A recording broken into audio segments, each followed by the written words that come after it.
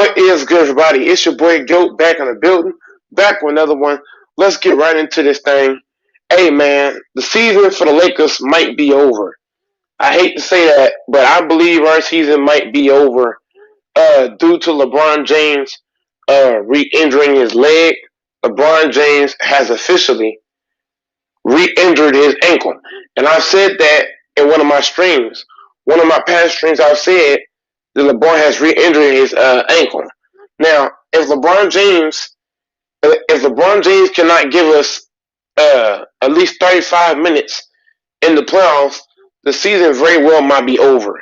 This team right here, we cannot win without Goat James. Without Goat James, we're not winning the championship. You know what I'm saying? And I'm gonna go ahead and say this now. I don't think this season we're gonna win the championship. I think our season is over due to LeBron James not being 100%. Due to Solomon Hill. Solomon Hill is a dirty player. Yeah, man. No, man. Bad boys for life. You don't understand, bro. LeBron James said it. Bro, you gotta watch the interviews. Bad boys for life. You have to start watching the interviews, bro. LeBron James said he re-injured his ankle injury. Bad boys for life.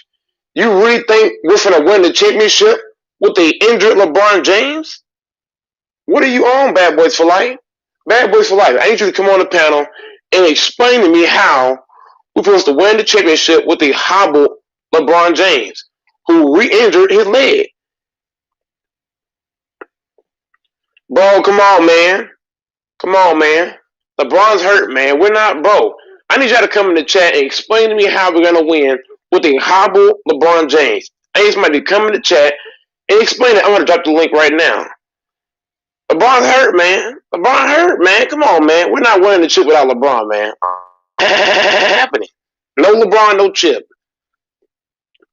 That man's hobbling around. Dude, LeBron, I just dropped the link. Links in the chat.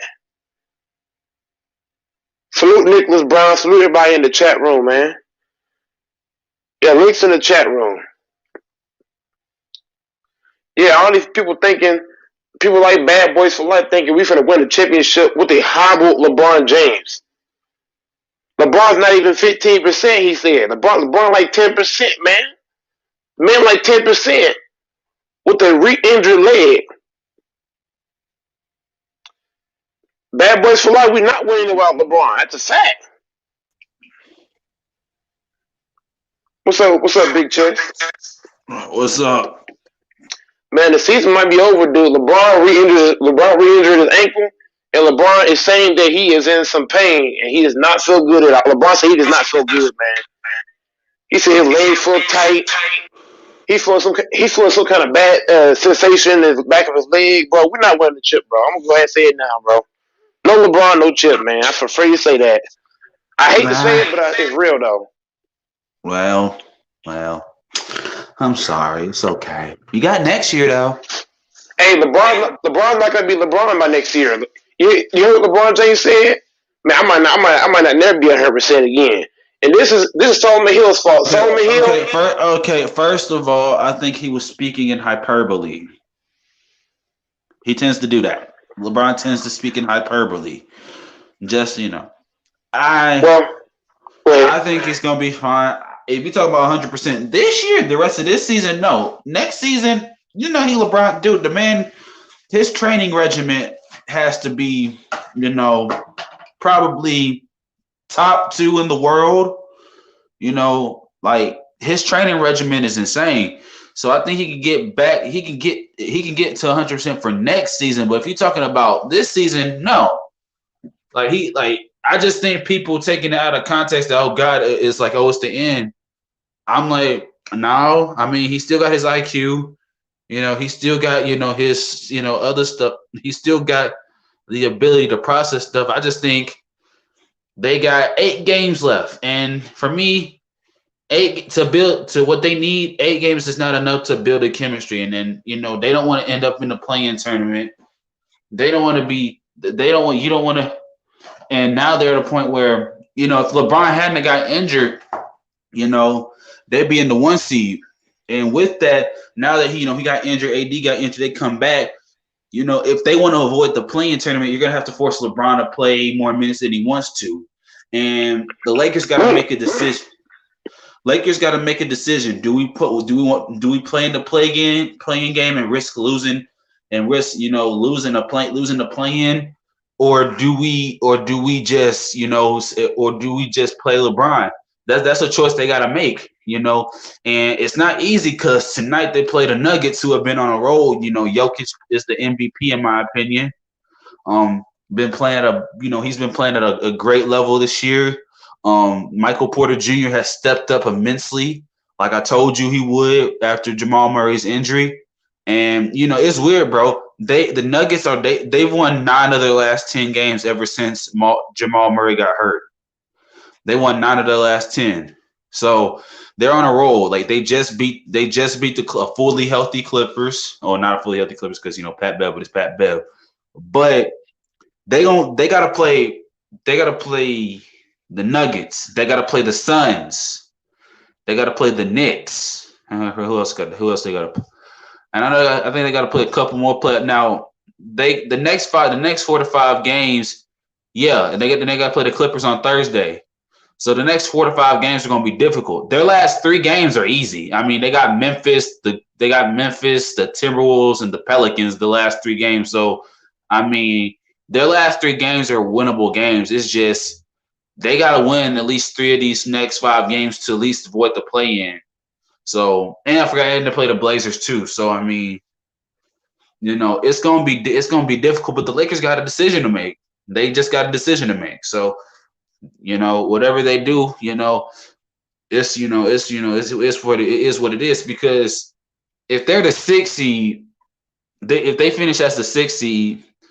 They can end up they're probably gonna end up playing the Clippers or the Nuggets in the first round, and that's not a good first round matchup. You don't want to play Clippers in the first round. You just don't. Nor do you want to play the Nuggets. So they're gonna have a tough first round matchup anyway. So it's just an either or. So they got to figure out what they're gonna do.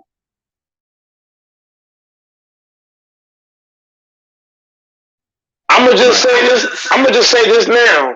Our season is officially over. It's over, man.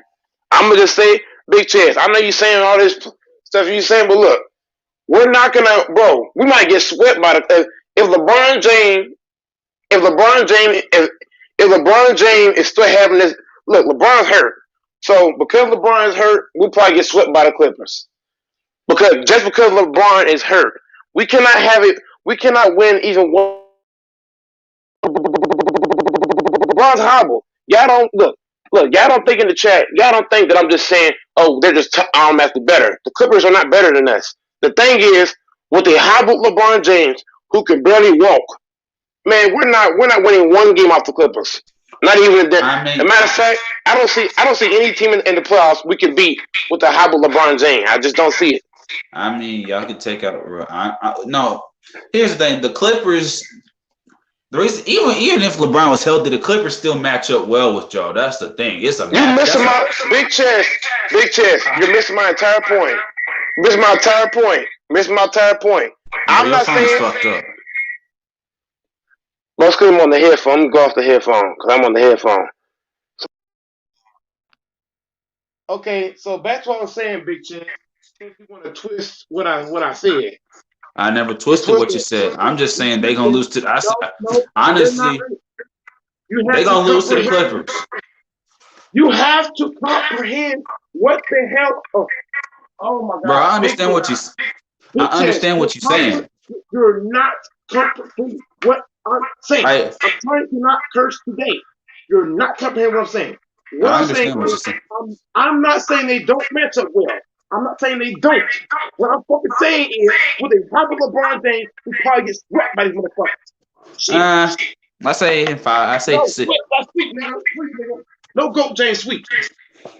I mean, if LeBron ain't playing, yeah, y'all getting sweet. If he's playing, yeah, y'all Bro, losing bro, this. LeBron James can't do shit on the court, nigga. He can barely walk. He can barely run. He can't jump. Nothing. Nigga, man, get out of here, Bro, bro. you always at the extreme, bro. Calm your ass down. LeBron even said it. LeBron James said he cannot jump off his leg, nigga. He even said he can barely push off his leg, nigga. You were here talking about we can beat one game on the Clippers. Get out of here with that shit, dog.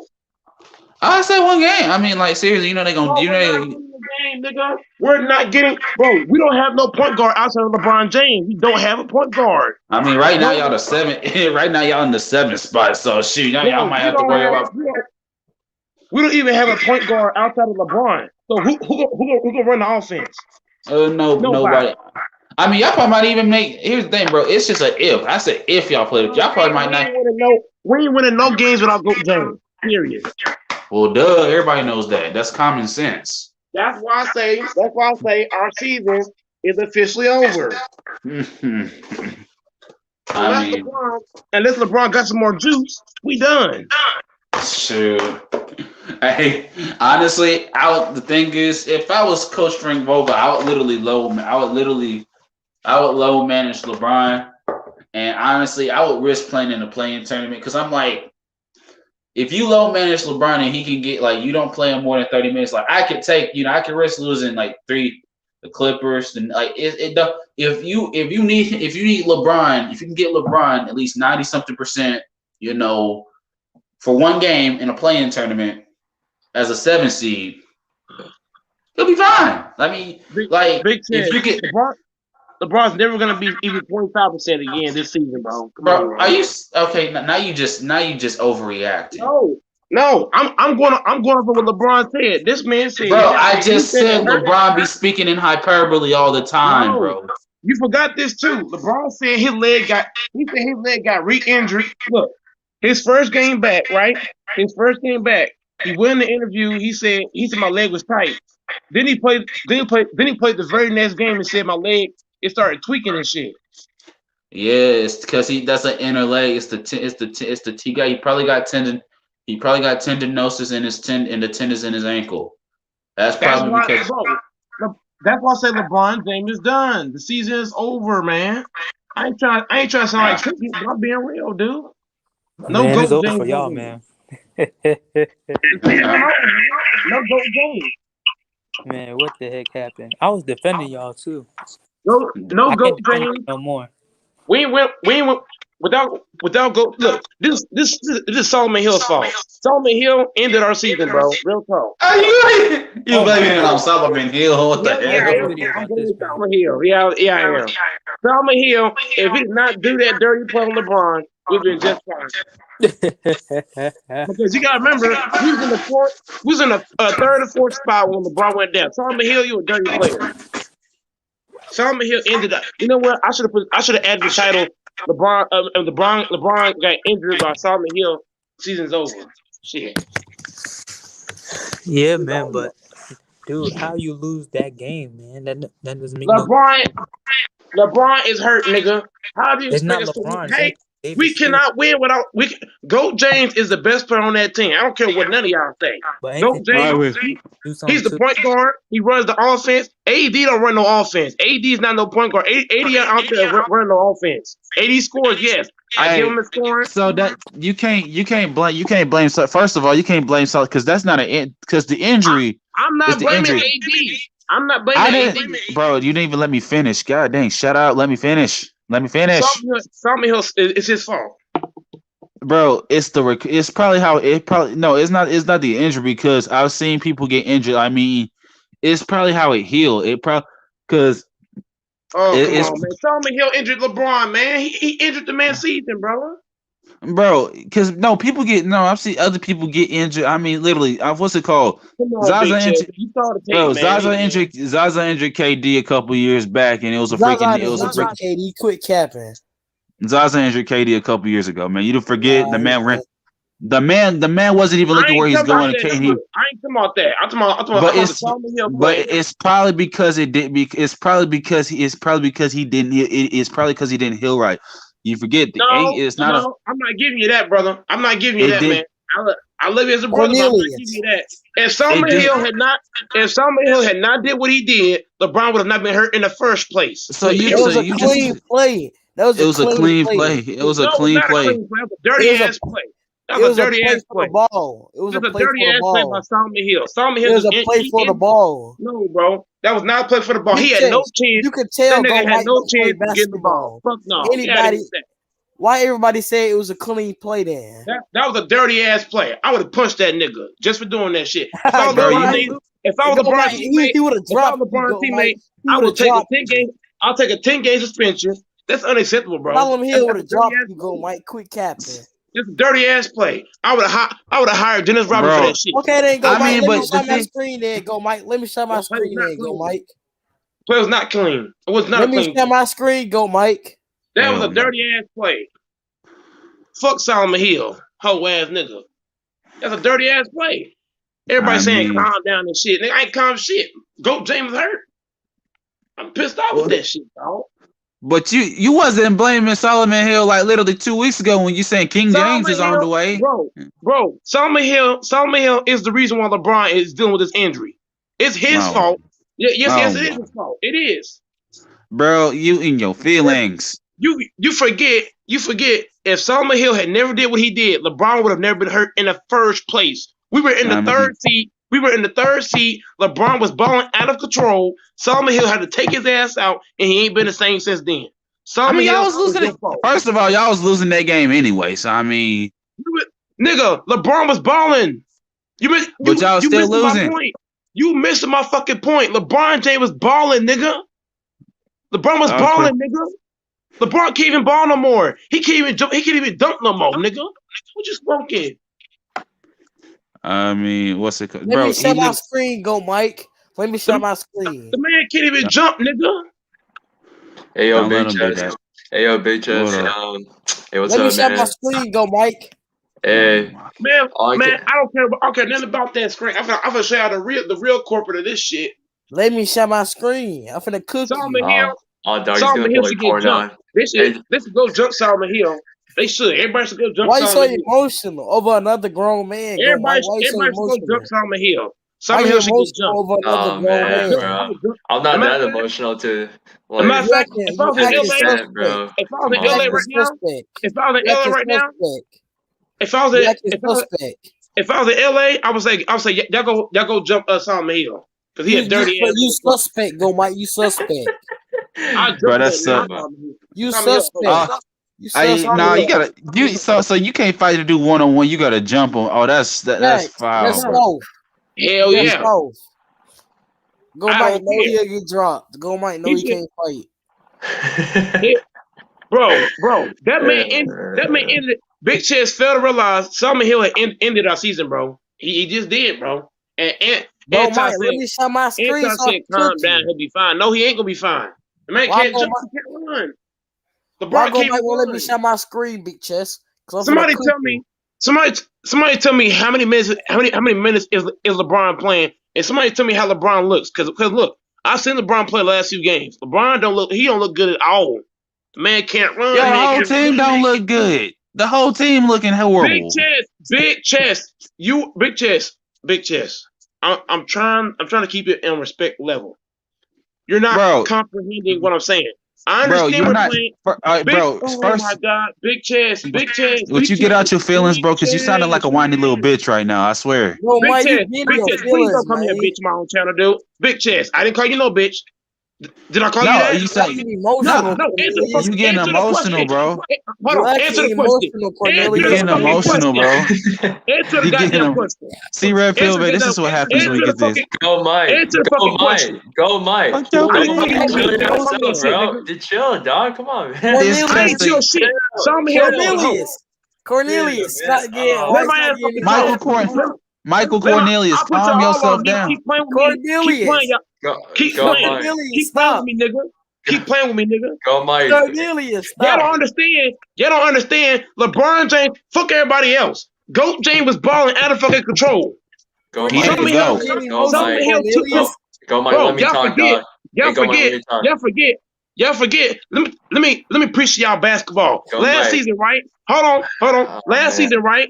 Last season, y'all won that bubble championship. Cornelius, get out your feelings. Cornelius, get out your feelings. Talk? Can I please fucking talk? Can I please talk? Hey, let's put some off. Can I please talk? Yes or no? No, you can't talk. No, you can't talk. No basketball. Big chest, you don't know basketball. I'm trying to talk. Bro, y'all ain't let me talk. Is you mad or no? Let me talk. Y'all are not letting me talk. Y'all are not letting me fucking talk. Let him talk. Let him cry about his king. Let me fucking talk. Last season, AD LeBron and the whole team played together the majority of the season. That's how they built chemistry, because they played most of the season together. You can't build chemistry not playing games together. Then on top of that, AD has missed over a month of basketball. LeBron has missed over a month of basketball. Andre Drummond has missed multiple games, and he ain't been on the team that long. So y'all were acting like the Warriors win a championship in 2018. Then they played together the majority of the season. Steph Curry missed 32 games in 2018. Steph missed 32 games. The heck, That's bro? One player. That's one player. KD missed 15. One player. Wow, one player. KD missed 20. Draymond missed 17. Clay missed 18. 20 games. I mean, but that's bro. They still won a championship. You can't use that argument. What you said? They did chemistry. Just gonna play a lot. They won the championship. You can't use that. You can't. They won the championship. You can't use the argument. You literally just said you can't win a championship without Kim. They only played 40-something games together out of an 82-game season. Big chest. That team is built different. That team had guards. We don't have too many guys that can put the ball on the deck and go to the basket. Lord Gamer, y'all not understanding. Y'all's team, y'all have ball handlers. I understand what you're saying. Hold on. 1 second. One second, Lord Gamer. Y'all had ball handlers on y'all's team. You had Barbosa who could put the ball on the deck and go to the basket. They didn't have Barbosa in 2018. You dumb, bro. Barbosa in 2018. Hold on. You don't even know who's on the. Didn't they have KD? Didn't they have KD? Of course they had KD. So that's my point. That KD was the damn difference, nigga. KD made the whole fucking difference. He made all the big shots. That's one player. That's one player. Hey, Mike, we agree with you. We just coming out with a different perspective. We agree with you that the Lakers ain't crap without Bron. They had three of the top shooters. Top shooters in the NBA. LeBron James. Mike, would you listen? Mike, could you listen? Y'all not understanding. Look, let me just say can you listen? No, bro, you can't say nothing. Just listen. You ain't listening. Y'all not understanding. LeBron's not a shooter. LeBron. Of course bro. We know that man can't shoot. It's easier for a shooter to come back. It's easier for a guy like Steph Curry to come back and be effective, because Steph Curry, he's not a guy. He don't have to go to the basket to affect the game. It's easier for a shooter to come back and play basketball. Y'all comparing a shooter getting injured to a driver. LeBron is brain damage, dog. Shit, I man. swear, he is brain damaged, LeBron but still, he need to expand his game. Hold on. I gotta put y'all on mute for saying that shit. Y'all saying some dumb ass shit. Y'all tell me right now. Y'all tell me right now. Y'all compare. Y'all tell me right now. Press 1 in the chat if I'm capping on this. Press 1 in the chat if I'm capping on this right here, right now. Nobody's saying you can't. Nobody's saying you capping. Hold on. Time out. Press 1 in the chat. My God. Press 1 in the chat. You don't listen to nobody, bro. You just go on rants, bro. That's why nobody takes you seriously. Yeah, Press 1 in the chat. Press 1 in the chat if I'm capping on this right here, right now. Go, Mike. Time out. Until I say this point, I'm gonna keep going. Until you let me say this point, I'm gonna keep going. All right, I got plenty. I'm hyped up today. I can go all day long with this shit. So either y'all can talk. Let me say my point. And I'll let y'all go. I gotta say this point because y'all over here not saying, hey, you're not putting that in my chat, bro. You're not putting that bullshit in my chat, nigga. I'm glad you're not doing that shit. Okay, so back to what I was saying. Y'all over here acting like it's easier for a guy that puts the ball on the deck. LeBron's known for driving to the cup. LeBron's not Steph Curry. It's easier for Steph Curry to come back and ball because Steph Curry is known as shooting the basketball. So do that mean Steph Curry better than LeBron? Steph Curry's smaller. He's smaller than LeBron. LeBron's 260. LeBron's 260 though. LeBron's 260, 6'9", nigga. He ain't no 6'3". Steph Curry's small, nigga. You comparing a small nigga to a big nigga. You comparing a small nigga to a big nigga. Yeah, this can give me brain damage, bro. I might need to see a neurosurgeon dude after this shit. Say that shit again, nigga. Say that shit again, nigga. Say that shit again, nigga. Say that shit again. You go out to chat for that shit. Stop saying that bullshit. In the gym. Bro, y'all don't understand. Y'all don't understand. LeBron James. Mike, we understand what you're saying. We just coming at a different perspective. We agree. Listen, Mike, you ain't listening. Listen, we agree that the Lakers don't have Bron. They going bye-bye. We agree that since LeBron is hurt. We know that. We know that. I said that, bro. You're not even listening. I said I agree with you. You just ranting. Like, we agree that since LeBron is hurt and he's not 100%, the Lakers season is they're gonna get 86th in the playoffs. We agree with that. I don't know why you going on a rant. You need to calm down. Get out your feelings. We just coming at a different perspective. We can agree on the same things, but we can go at different perspectives. That's what you got to understand. Get out your feelings and learn to get out your own head, bro. You worship this man with the ground he walks. I understand that, but get his balls out of your jaws. Come on, bro. Hey, hold on. I gotta put something. Hey, Big Chess. Tell me your time, Big Chess. I did not say no shit like that to you. So why you saying that to me? Bro, answer me that question. Bro, that's not your question. Bro, I'm not even. No, Nick, no. Drop the link. Bro, do not say that shit to me if I ain't say it to you.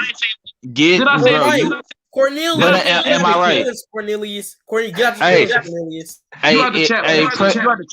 You have to chat. I'm tired of your ass. Bro, you can't be kicking people out the chat like that, bro. No. You say that name. If you say that name on the channel, I will put you out the chat. Fuck that goddamn name. But that's your real name, though. That's not my real name, nigga. No, it's not. No, the fuck it ain't. Now, Lord, you can't be kicking one last chance. I will ban Will from the chat. We say shit again. Say shit again, you get banned from the chat. That's on my mama, nigga. Is this Ron time? Yeah, this Ron time. Hey, what's good, man? What's good, bro? What's good, man? What's good, fellas? I see you on Ticket's channel sometimes. Ticket don't really fuck with me no more, man. Back in the day, yeah. Ticket get mad when I say something that opposes what he says. So now I can't even leave comments or nothing. They delete my comments. I don't get on the panel no more. Like, they don't let me on the panel. I mean, like, certain dudes still shout me out, though. You know what I mean? Yeah, man. I still like to listen to people talk basketball. Certain dudes still shout me out, but I don't know what happened with Ticket. Ticket don't like nobody to oppose what he say. Hey, my man. And Hey, my man. What's good? It's just like with Ticket and stuff. You know, the guy has a lot of female fucking tendencies, and the guy's just too emotional, man. Like, right? I mean, straight up, I'm not trying to be like a dick or anything, but I'm stating facts. You gotta understand that, like, he's built up, like, his main group of people, you know, the James Hayes, LB, you know, what else, you know, I mean, his main group of guys over there, they basically, if they talk the same thing, you know, the same dudes, you know, they gonna call him RoboCop, they gonna call LeBron RoboCop, Jay Reed, role player. He's a role player. They said Jamal Murray better than Steph Curry. Big Chest. That's what else they said. They said who? They said Jamal Murray better than Steph Curry. Oh my! Listen, and this is where me and him we had a big argument too, because he always comparing Allen Iverson's circumstances to Steph Curry. I'm like, first of all, Allen Iverson was in a watered down East. I said, yeah, and he never really had another all-star with him. I said, but look where Steph is at. He's in the West. I said, and Golden State is 500 by himself. I said, that speak volumes, bro. I said, you act like Golden State headed for the lottery. I'm like, these dudes is 500. They about to be in the playoffs. The play-in game. I'm like, yeah, if they win tonight, they're the AFC, one time. If they win tonight, they're the AC. Yeah, I'm sitting there looking like, yo, Steph is going bonkers this year. I don't know why he don't like giving people their flowers, but if it's not what he say, then he got a problem with you. And then when he find out that you know what you're talking about, he just won't give you a voice.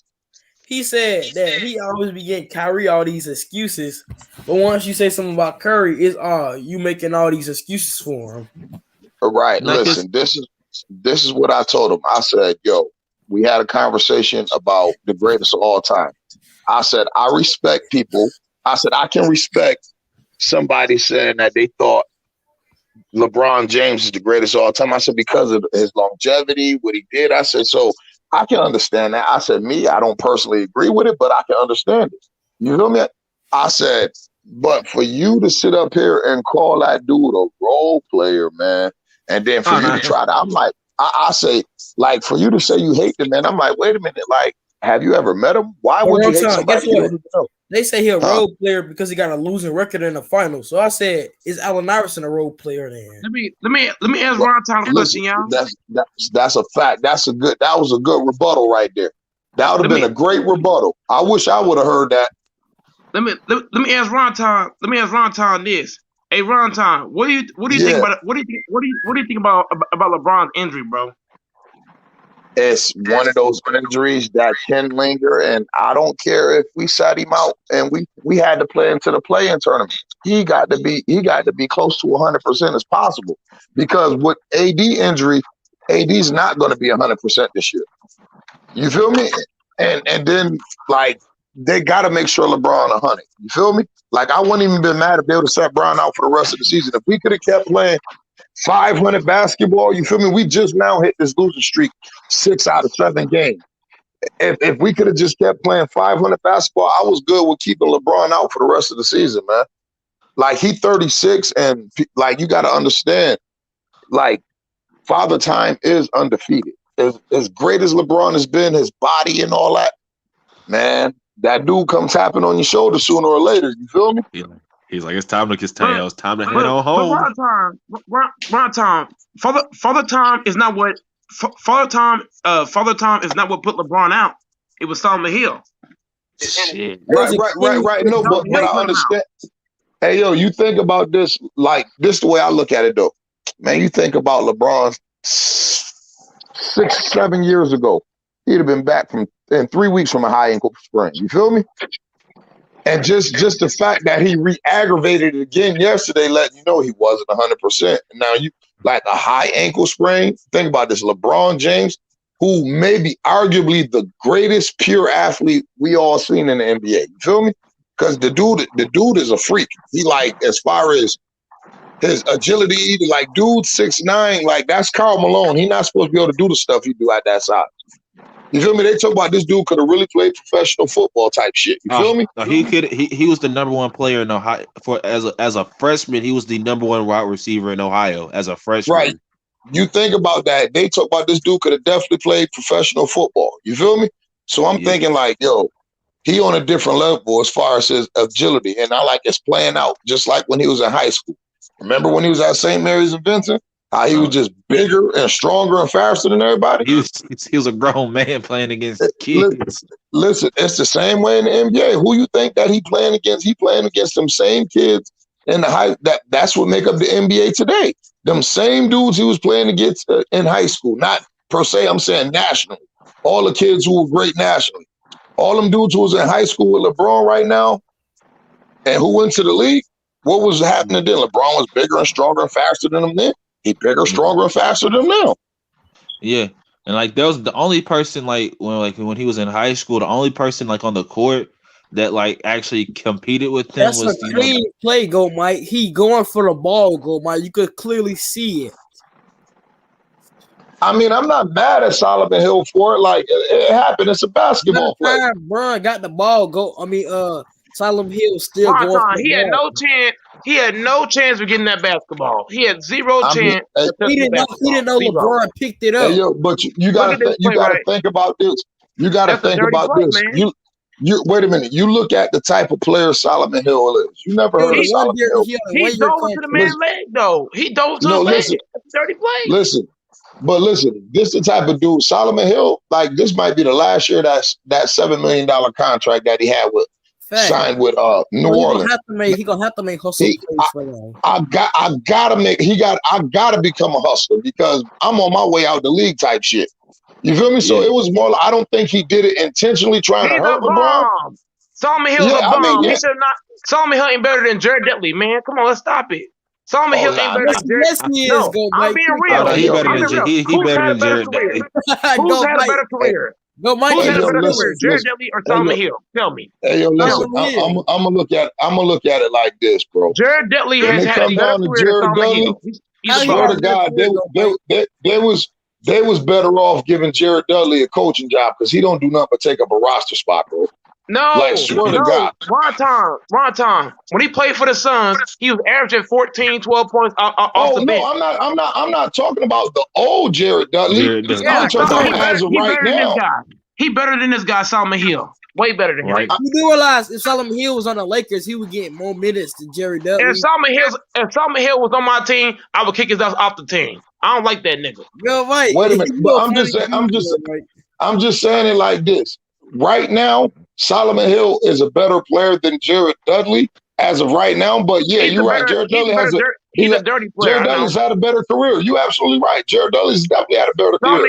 Solomon Hill's a dirty player. He's a dirty player. Hey man, this man dove into this man's leg. You can't. Joe Bond. He dived into his leg. Right, look, he dove into his leg, bro. Come on, bro. You see what his head was going? Go like LeBron. That's not a basketball play, man. He was reaching for the ball with his bro. I seen Ron time. I seen dudes get killed. I seen dudes get killed over diving over some shit like this. I seen dudes get killed over doing shit like this, bro. Listen. Hey, yo, listen. Like he on to something because it's sort of like an unwritten rule. Just like in baseball, you got unwritten rules that ain't really a rule, but it's like, yo, come on, G's up. You ain't supposed to do that. You feel me? Like it's so. I get what you saying, Goat Mike, but then I just try to look at it from other people's perspective. I'm looking at it from a nigga like Solomon Hill who looking like, nigga, I need this money and I might be out the league next year. I'm diving for every ball. I'm just that hustle player. No, I didn't try to injure LeBron. I feel bad that I did, but man, when it come down to my paper, fuck that nigga. That's how I'm looking at it. Like, you know how basically, you know what I mean? Ron time, come on, man. Bro, you can't dive into this man. Bro, he tried to dive through the man's leg to get the ball.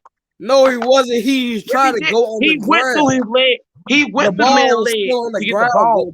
Bro, I'm playing it right now in slow motion, bro. This is a dirty play. You can't do this in basketball. Look, he was going for the ball. I would have not done that. Ron time. Look. Like for example, Ron time, me, I play in the hood, right? I play hard. I play aggressive. I play physical. But the one thing I would never do, I would never do a play that's gonna put somebody else at risk. I'm never gonna dive on the ball. I would never dive for a ball when a man's leg is right there. I'm not doing that. I'm a hustler. And from an athlete perspective, I understand what you're saying, Mike. You feel me? I definitely do, G. You play ball in the hood before, right? I seen fights get stopped. I seen fights break out. I seen guns get pulled out over shit like this. But you're right. Listen, I played high school ball. I played high school ball, Mike. So like, you right. That's why I'm telling niggas like, yo, he right in a certain aspect because it's an unwritten rule. You feel me? Like it's an unwritten rule. Like, you know what I mean? Sort of like baseball, an unwritten rule. When a nigga, when somebody hits your player with the ball, it's automatic that your pitcher gonna hit the next time he up the bat, nigga, I'm hitting one of y'all. It's an unwritten rule. You feel me? Like, so I understand. Mike right. You ain't supposed to dive at nobody's leg, especially not in that game, because that game is based off of you using your legs. You feel me? Yeah. He right. He right. Like I understand. I can understand. Only gets 8 minutes a game. Ron time. I can understand if Solomon Hill had a clear angle to the ball, but this dude had no clear angle for the ball, dude. Right. And this dude in the chat named Mills, he said everybody play different. You never played with people who ever play. Bro, this dude Mills understand. I've seen dudes. I've had friends get shot over this shit, dude. I think dudes get fight. I played hood basketball. I played in the hood. Who you see get shot? Go, Mike. Quit capping. Bro, I've had friends get shot over this shit, dude. Man, you gotta get Lord Gamer. This shit real. This shit's real, dude. Lord Gamer, Ron Time. Lord Gamer think I'm joking. No, he right. No, Mike's right. No, Mike's right. Cause like the neighborhood I live in, these dudes don't, man. They don't care, bro. If you like the stuff, cause like a lot of these kids, when they be playing like the grown-ups, man, they be getting their tails, they be getting their ass beat, and everything, cause they be doing the taunt stuff they be seeing in the NBA and everything. He fell out. Go, Mike. You gotta stop being emotional about LBJ though, go, Mike. Here's my thing though. Ron Time know this. Ron Time know. If you foul somebody like that, bro, they gonna want to fight your ass, man. They gonna want to fight you or kill you, one or the other. I've had dude. A matter of fact, yeah, Mike, why'd you kick me out? No, I didn't kick you out. You fell out. I didn't. No, I didn't. I promise to God, I did not put you out. But let me say this real quick. Big Chest. Let me say it real fast. I was playing basketball in the hood just last week. I was in the hood playing basketball. I was over at downtown Dallas playing basketball. A dude pulled a gun out all because I fouled him hard. You finna get shot, go, Mike. That's what I'm telling you, son. But look, I didn't do it on purpose. It just happened. But I'm just saying, like, I had to check on the dude. T-shirt. Look, I had to check on him because look, Ron Time. If I didn't check on him, bro, I probably would have got shot that day. Yeah. I mean, you had to check his temperature, bro. Yes, man. Go ahead, Big Shit. You fell out, man. Lord Gamer, what you don't understand, man, this stuff is like, I was at the park a couple weeks ago, and I'm waiting on I got my squad and I'm waiting on the team. There was this kid, I think he was like 14, 15 years old, like 8th grade, finna go into 9th grade and everything. And he had this dude, and like we was playing some dudes, and mind you, dudes I play against, man, they fresh out, they literally just fresh out of prison and everything. And he got a crossover on the dude, and he shot the ball, and he did a little shimmy and everything, and dude was like, bro, we don't do that. Hey, yo, he said, bro, watch yourself. And like the kid didn't listen. Came back. He literally shot a 3, and he did the Steph Curry turnaround. And he did the Steph Curry turnaround shot. Looked away and everything, ran back down the court. As soon as the other dude got the ball, got him on him, literally came up him, literally just elbowed him in the jaw, busted his jaw open and everything. And kids start crying, and I'm like, I was like, I'm telling you, man, these people, like some of these people, they don't play like it's still. It could be the little things, man, that could just that could tick people off, but. Like if somebody perceives like, and everybody's competitive and everything, but some of these people, if they perceive you as disrespecting them or something like that, or you trying to embarrass, or you trying to like just disrespect them and everything, and publicly humiliate them and everything, bro, they'll get mad. They'll either beat you down or they'll either get out the pit, they get out the strap and they'll shoot you. Let's fight back then. Nah, man. Don't let nobody try to beat chest. Bro, nobody's trying to. Y'all. One dude in the chat said, he said, if I'm a real LeBron fan, whoa, look at this shit. I got LeBron James shoes, nigga. Mike got the man shoes. I ain't no LeBron fan. I ain't no LeBron fan, but I got his shoes. Dallas ain't the hood, bro. Hey, did you see his comment? Go Mike. Hitman's comment. It says downtown Dallas ain't the hood, bro. It ain't. Go Mike bro, in the suburb. Hitman, come on the panel. Come on the panel and explain to me this. Hitman probably ain't seen what I've seen. I guarantee you, Hitman X probably has not seen what I've seen. What you see, Mike? Isn't downtown Dallas like a nice area? Bro, I've had niggas, bro. It don't even get, bro. You understand? You must be talking about you. Texas, so I wouldn't know. He's probably talking about the west side of Dallas. He's probably talking about the west side of Dallas. Okay, so how many white folks you see? How many white folks you see in Dallas? I never been to Texas, dog. So how would I know? You snitching? How many white folks you see going to a park and hooping? Mike, you snitching? I don't see too many. I be seeing all niggas. When I go to the park, it's all niggas. When I go to the gym, it's all niggas. Go, Mike. Why you won't just say men? Why you keep saying the N or just say you see? I'm keeping it real with you. That because When a I play dude black basketball, don't mean when I he play hood. Go, when I Mike. play basketball, it's straight niggas hooping. That because a dude black don't mean he hood. Go, Mike. Bro. I play with some of the ruthless. Bro, all the guys I play, I guarantee you, hit me won't play. Guarantee. All the niggas I play with, What they gonna do, hit me go, when I Mike? play. What they gonna do? Oh, I know Hit you me- play with the dudes who foul a lot. Go, Mike. Them the dudes who I play with niggas. I play with niggas that if you foul them the wrong way, they gonna fuck your ass up. Nah. You play with dudes that foul people a lot. No, I don't. Hey, go, Mike. They said you hoop with a bunch of Patrick Beverly ass niggas. We do. He do. That's why he's so tough. Wrong time. All the guys I play with, look, wrong time. All the guys I play with, they don't mind you playing physical. Right. As long as they're not doing something that can injure them. They don't mind you being physical, roughing them up. That's no problem. I'm not saying that Solomon Hill is wrong for being physical. You can be physical, yeah. But once you do something that can harm a player, like a clotheslining somebody, sticking your foot. Bruce Bourne is also a dirty player. He used to stick his foot out and injure players. That's a dirty play. Sticking your foot out. Let's say I'm playing big chest, right? Big chest drops to the cup, and I stick my leg out. That's a dirty play. Let's say big chest. We all know. But the white dude from Cleveland, my man. Listen, but we all know that Bruce Bourne was known to be a dirty player, though. We know that. Solomon Hill as well. Solomon Hill's a dirty player. Dellavedova's a dirty player. I mean, a guy played with Braun and stuff, right, too. I'm explaining like this. Okay. It was a play. It was the Heat. And the Brooklyn Nets. Okay. KD drove to the rack. KD drove to the rack. Iguodala's leg hit KD, and KD was hurt. That was not a dirty play. Because Iguodala had a clear path to try to block that ball. Now Iguodala tried to block it, but Iguodala had a clear lane to the ball. Solomon Hill did it.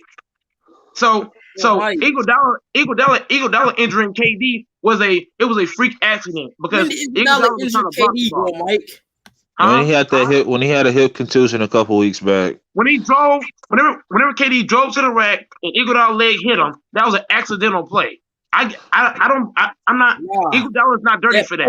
Because Iguodala, Lord Gamer. Wrong time. Can you explain Lord Gamer what I'm talking about? He's saying basically it was incidental contact. Yeah, and he had a clear path to the ball. Iguodala was right. He was in front of KD too. So I can't get mad at him for that. He was in front of him. It'd be different if Iguodala had a ran to the side of him and lead him in the side, running from the other side of the court. That'd have been different. So I get what you're saying. You basically saying Solomon Hill didn't make a basketball play. No basketball play at all. He's going through the man's leg. The man has the ball. Look, LeBron has the ball right here. LeBron has the ball in his left hand. Solomon Hill is on the right side here. He has no chance of getting this basketball. Watch. Whenever he dives, he's diving through the man's leg. I'm gonna pause right at it. Right here. Wait, I'm gonna keep going. Right there. Look, he has no chance. His arms are fully extended. And he's going through LeBron's body for this basketball. Come on, man. Back then, that was not a bad play back then. But in today's day, that's a bad basketball play. It's really bad. It's bad. Well, he's diving through the man. I must admit, it cost us. It cost us. Yeah. It cost us. No. Mills in the chat. Hop on the panel. I dare you to hop on the panel and explain me that.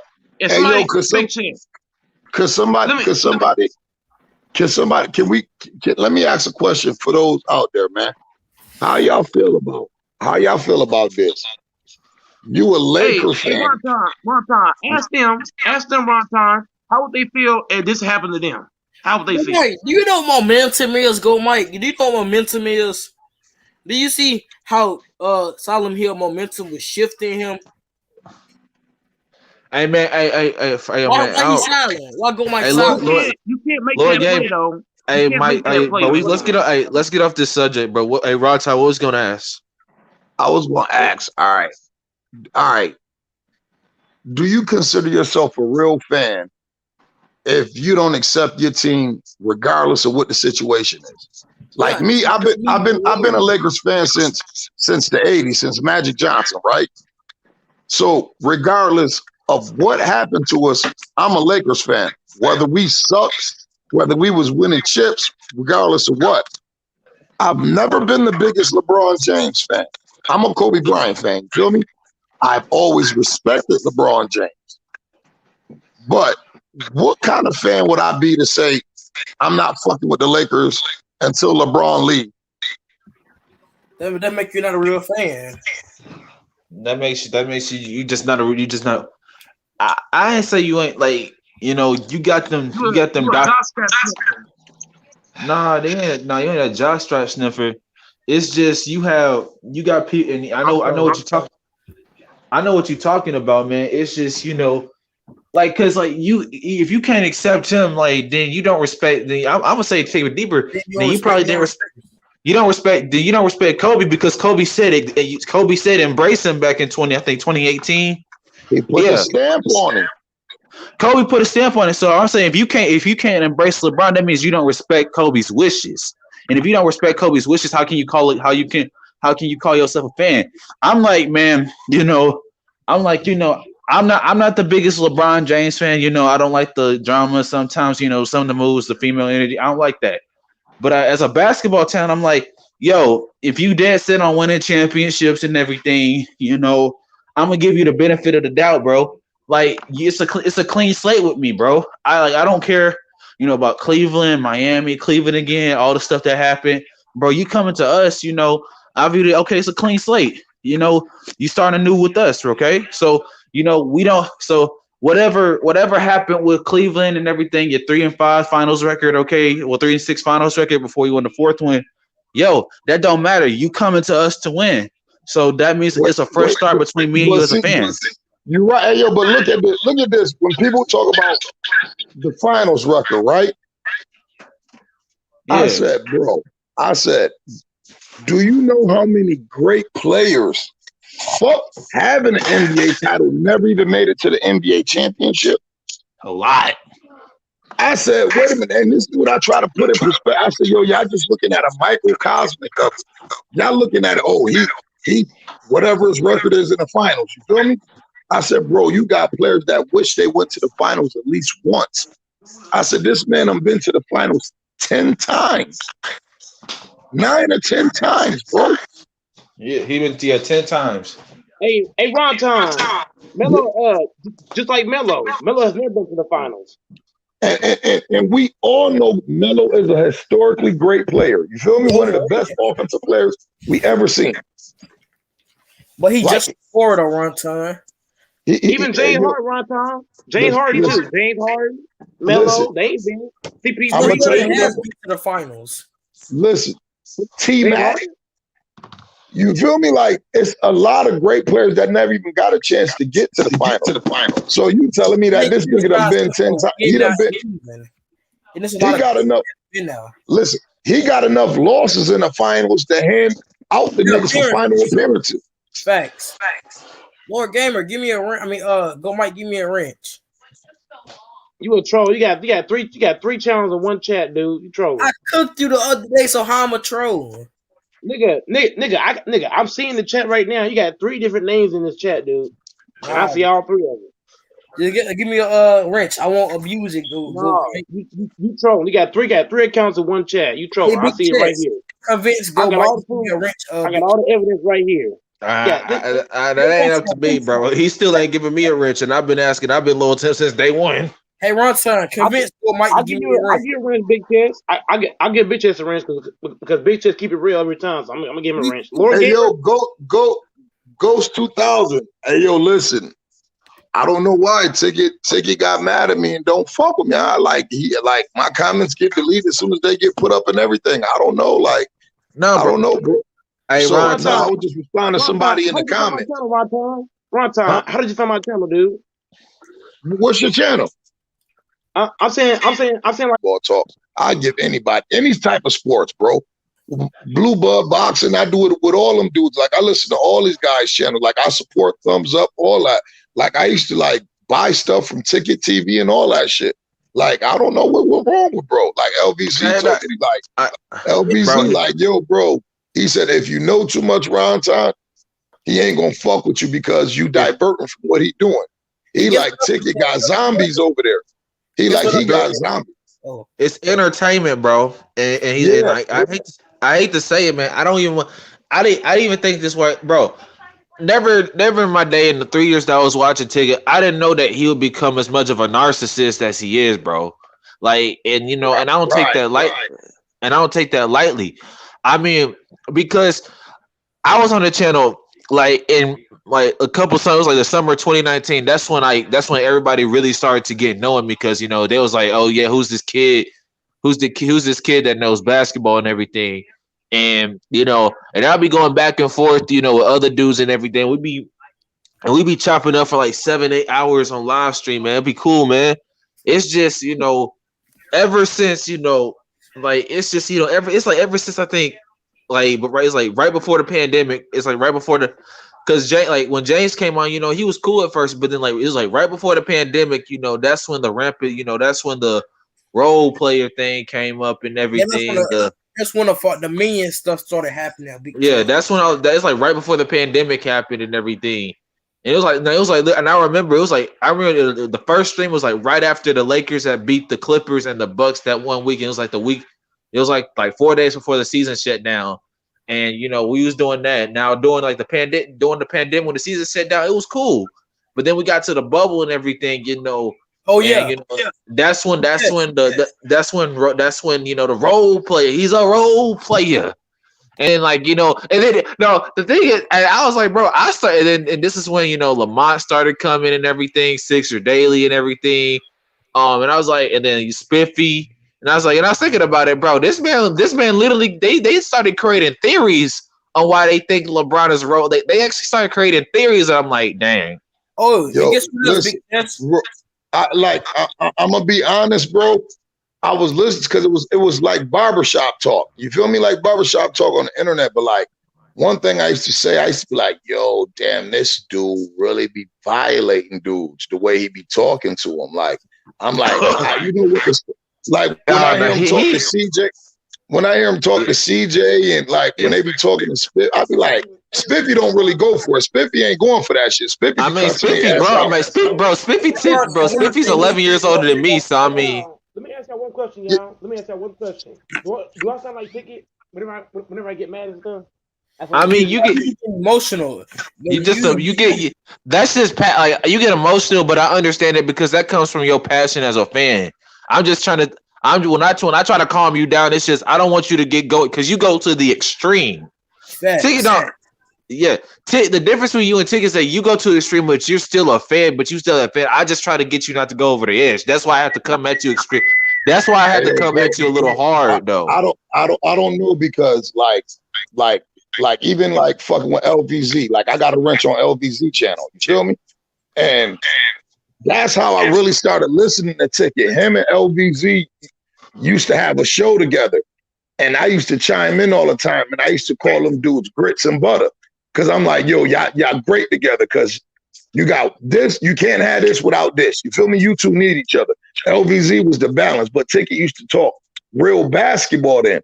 Some of the shit that he say is just like, bro, you can't possibly think that. Let me tell you what he said. But I'm starting to think, I'm like, you know what? Ticket do stuff to get a reaction out of people. I'm like, there's no way in the world you could play professional basketball and think that. You feel me? Like there's no way in the world. There's no way. I'm like, yo, so I had to really start ignoring a lot of shit that he said, and LBZ gave me that tip. He like, Ron time, man, Ticket got zombies over there. He got dudes who pay to be on this panel. He like, so he catered to them. He like, don't believe half that shit my brother be saying. And I started looking at it in a different perspective. Like, okay, you know what? I'm understanding the internet game now. Ticket playing the internet game. You feel me? But what I seen though, like anybody, like because everybody from Ticket Panel fuck with me. Mr. Miles, Texas T, Spiffy, CJ, like even James. All of them be like, yo, I've never heard you get on here and say some bullshit. Everything, you know what I mean? I'm gonna keep it a buck with everything. And I don't think Ticket liked it that too much. You feel me? I don't know. Like, I don't know what I did. I don't know what I did to the bro. And I still, the funny shit about it, I still listen to his channel. I just don't comment it up now. I give him his thumbs up and all that shit because I respect the grind. You feel me? Like, but I just don't even know where we went left at. And everybody said it. They're like, damn, you had a wrench and all that, bro. Texas T, like, yo, what happened to your wrench? I'm like, bro, I don't know.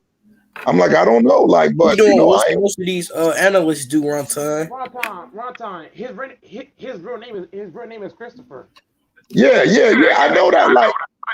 Like the fuck. That's the part about it. Ticket he was supposed to try to help me set up a platform because he kicked it like, yo, bro, you really know what the fuck you be talking about.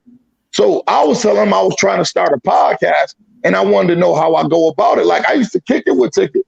That's why when shit went left and he never said nothing, I'm like, well, fuck it. All right, you know, whatever you, I don't know what you in your feelings about or why we went left. But everybody, I didn't even notice he took my wrench. Everybody like, yo, what happened to your wrench? He just gave. I'm like, bro, I don't know. Then I started now listening to one of the streams and I was commenting on it, but I was noticing as soon as I commented, that shit would delete. You feel me? And I'm like, yo, what type of shit going on? So I hit him like, yo, Ticket, yo, what's good, bro? Da, da, da, da. He never responded. I just see in my comments deleted. I like, oh, this nigga on some sucker shit. Yeah, like, fuck it. Yeah, hypocrite too at one time. Oh, yeah, big time. Because he loves to downplay Iverson teammates from 2001.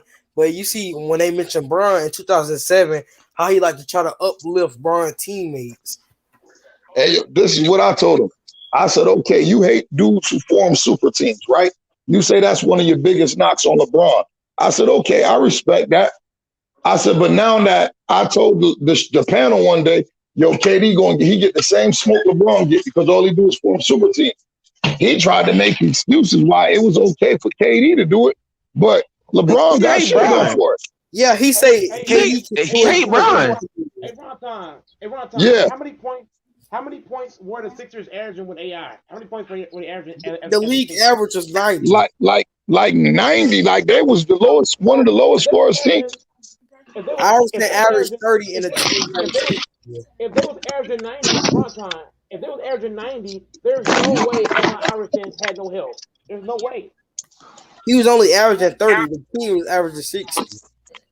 That tells you he had help. If Iverson averages 30. Who's getting the other 60 points? Listen, the way the team was built really well around Allen Iverson because they said we're gonna let him do the bulk of the scoring and we're gonna assign everybody else roles.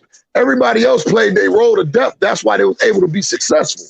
You feel me? Like the only thing he had players with him, they just wasn't all stars. The only thing he had to do was just score the ball. The team was gonna defend. Right, like I told him, I said, if you compare Allen Iverson roster right now, the Steph Curry's without Klay Thompson, I said, bro, there's nobody on. I said, there's nobody on that Golden State team that got the credibility the Dikembe Mutombo got, bro. He was saying he was washed though. Listen, he was washed, but he won a Defensive Player of the Year. And he led the league in blocks. How the fuck was he washed? When you mentioned hey, Ron Time. Hey, yo, let me see. I was watching Denver. Oh my gosh. Remember that? Theo Ratliff was leading the league in blocks. Yeah. Hey man. I honestly, bro. Here's the thing. Here's what you don't realize. That I don't, cause I should have mentioned this on because Steph right now, people don't understand. Without Klay, the team he has around him now, it's not advantageous to him. Because you have usually you have a team. It's like if your primary guard is your primary scorer, you have your primary scorer, and then you have a bunch of 3-and-D guys that can shoot and everything, that's decent at shooting and everything. The thing is, you have at least one or two guys. the thing is that team you had dudes that can hit their shots and their rolls. The problem is you have a bunch of non scores and you have a bunch of non-scores. Like their starting lineup, I mean, outside of Steph, Draymond, they playing 4-on-5 on offense in the starting lineup. Like that's what they literally doing. And the only reason they win it is because the reason why it's working because one, Steph has improved because he's basically saying, if I'm getting double teamed, and they're trying to keep me off the 3-point line, I'm just gonna keep moving. If I move back and forth, zigzag around the court, they don't want to chase him. So that's literally giving Wiggins getting to the basket for those little easy post little shots he's getting. And I'm like, bro, the Warriors have lose so many games because they got players on their team who don't try to play their roles. They got a bunch of slashers who try to play like shooters, like a guy like Oubre. He's a slasher. He tries to play like a shooter.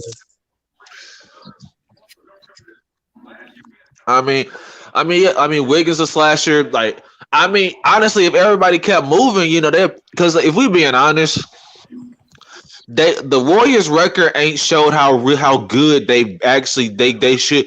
If we being honest, the Golden State should be literally a 6 seed right now. Yeah. You want to know what the problem is? You want to know Andrew Wiggins can't figure it out. His points are not impactful. Like he is playing good. It's Oubre. Listen, no. What I mean is this was a chance for Andrew Wiggins, right? You knew Klay Thompson was going to be out. Yeah. So you as a professional, knowing who you playing with, knowing what type of system they run, the first thing you should have did was gotten to the gym and worked on that 3. You feel me? Because you about to get a lot of open shots. Huh? He showed a career high in his 3-pointer. Right, but this is what I'm saying about Andrew Wiggins. And it's just like Andre Drummond, I keep saying about us. Yeah, the stats look nice, but they're not impacting the game. Yeah. Andrew Wiggins should be averaging more than 18 points this year. But you're not listening, Lord Gamer. His points aren't impactful. I mean, like he gets most of his points when Steph is on the court. He's supposed to be the leader of the second unit. Right. I mean, one game is lost. Andrew Wiggins had 15 points in the first half. Then the rest of the second half, he took one shot and had 0 points inside the second half. That's the problem. And it's not that he's a bad player. It's like he's too talented to be doing like literally. He should be a 25-point scorer. Yeah, he's not aggressive. And he's not aggressive. Oubre, I think Oubre going to the bench has actually helped the Warriors. Now, if I'm being honest, like they should have been literally. Listen, they should have been there's 15 games that they should have won, and it's just because of lack of execution that they lost. Like if we being honest, they should literally be a 6 seed right now. Let me tell you what. Before Steph got injured, they were the 8th seed. Then he missed those next 8 games. That's why they record so bad. They were the 8th seed before he got injured. Yeah, they finna be the 8th seed tonight. So I think they're gonna beat now. Stopping Zion gonna be an issue. I mean, shoot. We got Draymond for him. A big chest. Hey, in the half court, yes, I'm talking about. You got him coming downhill. That's it. That 200 charges. I mean, he.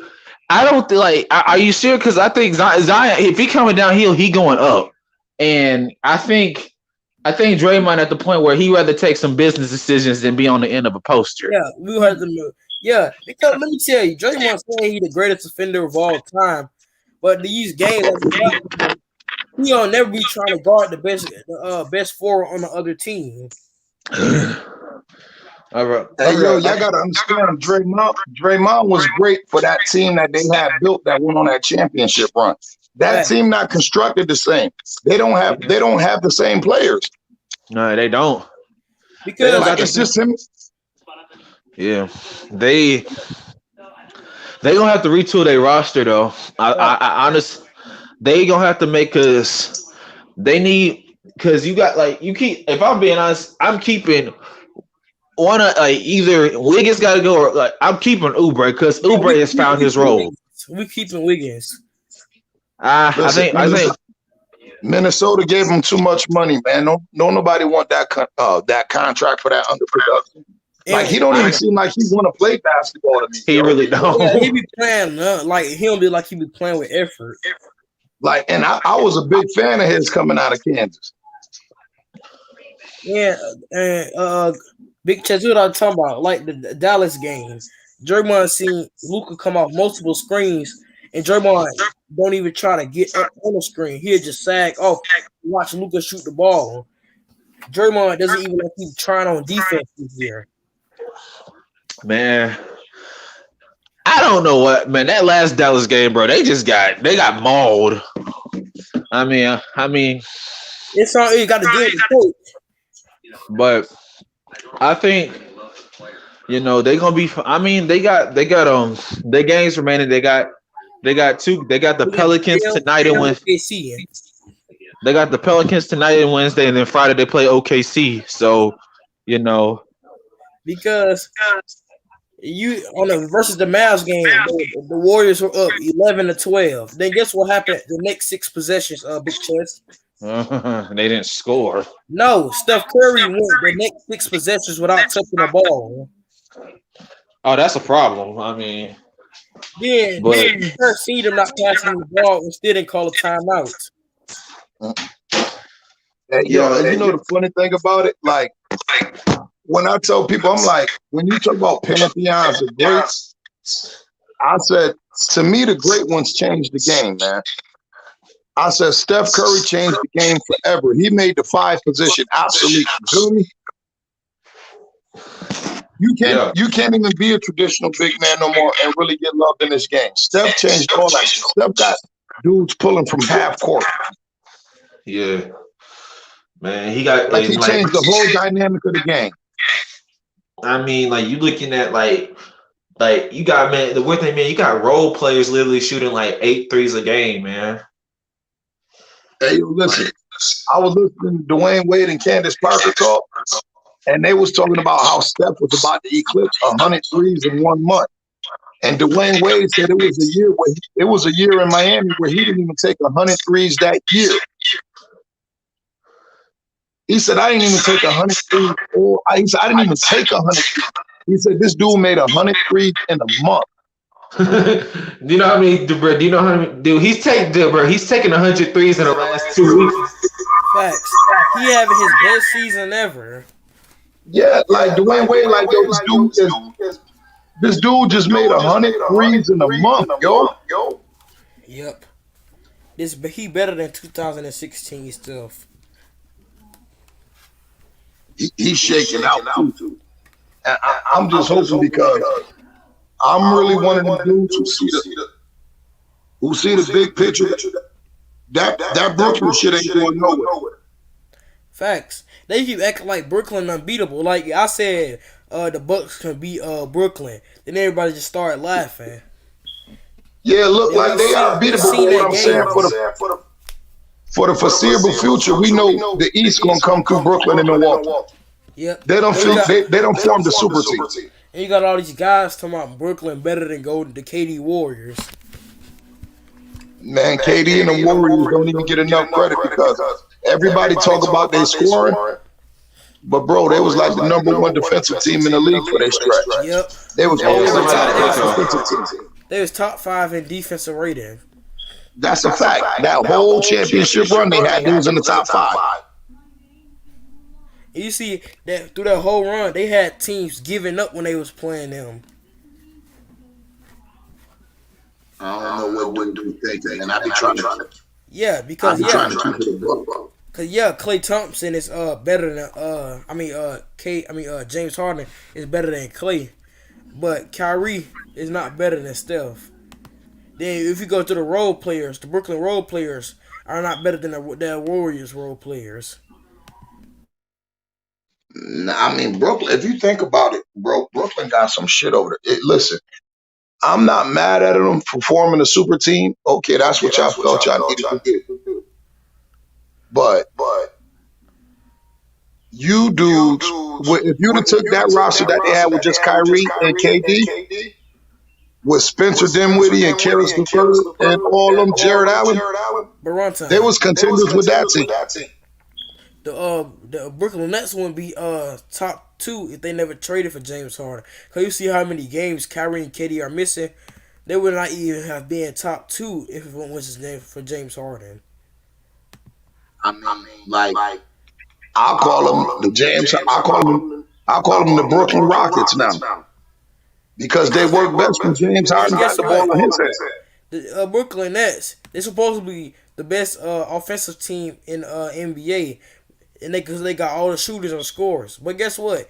The Milwaukee Bucks average the same amount of points as the Brooklyn Nets, and they have a better defensive team than the Brooklyn Nets.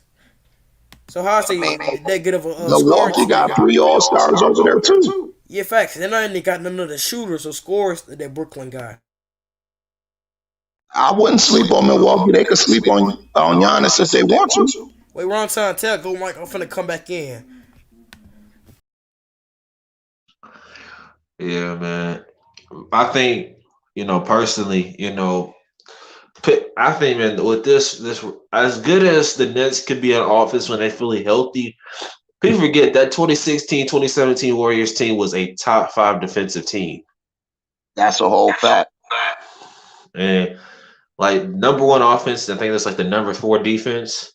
But yep. I mean, Cleveland had the number 1. Cleveland have the number 1 defense that year. But I mean, you're looking at how things changing. I'm looking at, man. So Steph Curry, in the and this is the last 2 weeks. I know he like in a 2-week span. Well, actually, I'm looking at the last month. The whole month of April, he made 96 threes. He shot 200. No, hold on. Let me reverse that. Yeah, he shot 177 threes. He made 90 of them. That's crazy. He made more. He made more threes than the Jazz made this month. The Lakers, literally, he made more threes than basically almost 2/3 of the NBA. Hey yo, let me look at it like this. Yeah. Would you Golden State going through a rebuild? Yeah. What team rebuilding stay 500? I don't know. No, most teams that rebuild get a lot. Yeah, they ain't a lot of. Show you how good Steph is. And the thing is, I don't think it's a rebuilding that they're doing. I think they're gonna do a retooling. Around time, you gotta get Steve Kerr credit. Listen, and trust me, it's a rebuild. As soon as they can find somebody to take Draymond's contract, he out of it. Because at the beginning of the season, Steve Kerr was running dumb lineups. But Steve Kerr is saying they be getting a lot of injuries. So Steve Kerr have to run smarter lineups. That's why they be winning games. I'm on Bay Street, bro.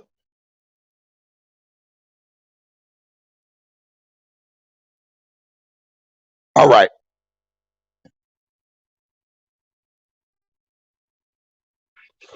Yeah. Yeah, I feel you on that, man. I agree with you, man. Like, I ain't never seen a rebuild. Hold on, man. Somebody echo.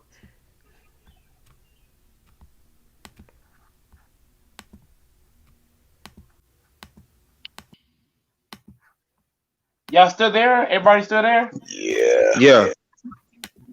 Yeah, man. Man, I think because it's women. I mean, they got the Warriors. They got, man. So it's a doubleheader. It's a doubleheader on ESPN tonight. Warriors at Pelicans, and then Nuggets at Lakers. So I don't know if we might win though, Big Chess. That should be 2 good games. Because Andrew Wiggins might not play, and he our second best. He the only guy other than Steph that can create off the dribble. I mean, like, I think it's gonna be interesting. Y'all wait, we still here. Oh, okay. We still here. I mean, yeah. So my thing is, I mean, it depends because I'm like my thing is the X factor for the I'm game. sorry to the Honestly, chat and panel. I'm sorry, everybody. I apologize. I'm just going through the motions.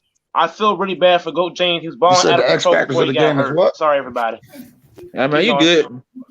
No, I think that for this game, bro, the X because this game is gonna have playoff feel because the Pelicans are trying to catch the Spurs.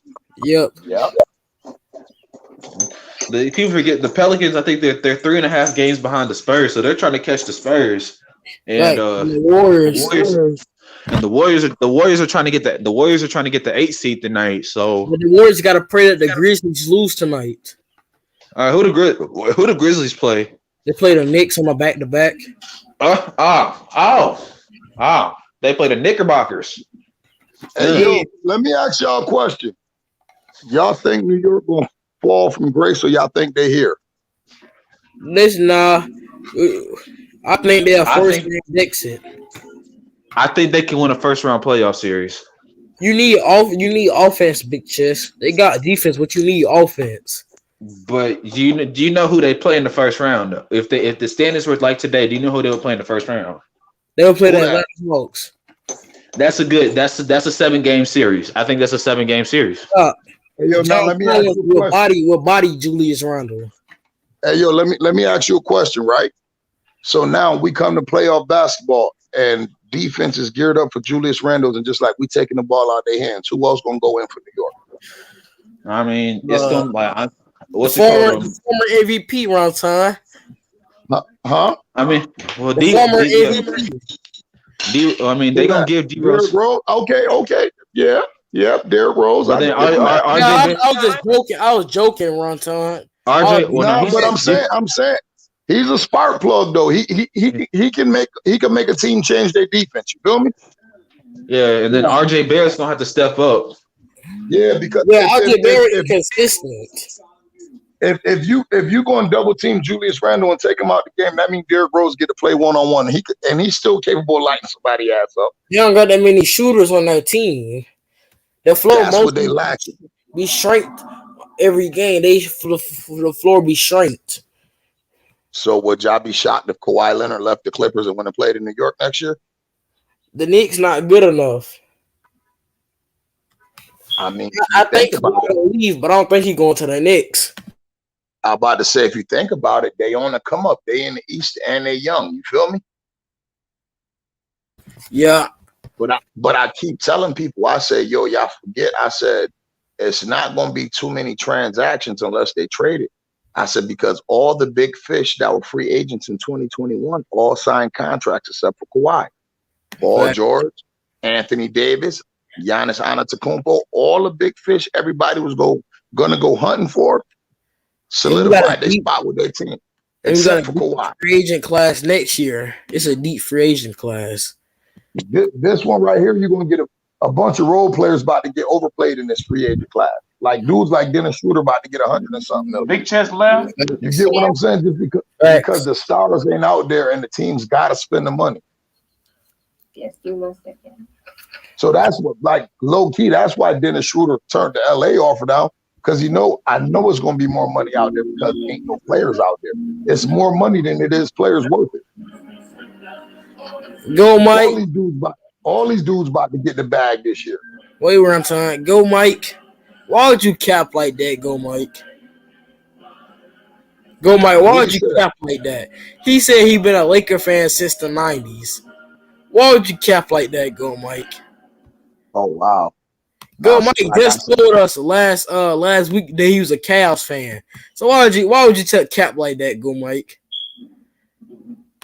Yeah, I've been a Lakers fan since the 80s, bro. Since Magic Johnson and them. Like, I remember players when I'd be like, yo, y'all remember who Sedell Street was? Dudes be like, who? I'd be like, well, y'all not real Laker fans. Y'all don't know who Sedell Street I've been a Warriors fan. I've been a Warriors fan since 2008. But this is what I tell people. The Golden State Warriors are the 1980 Lakers. I started liking the Lakers because of Magic Johnson and the shit that he did with the basketball. I had never seen that shit before. I'm a Lakers fan since the 90s.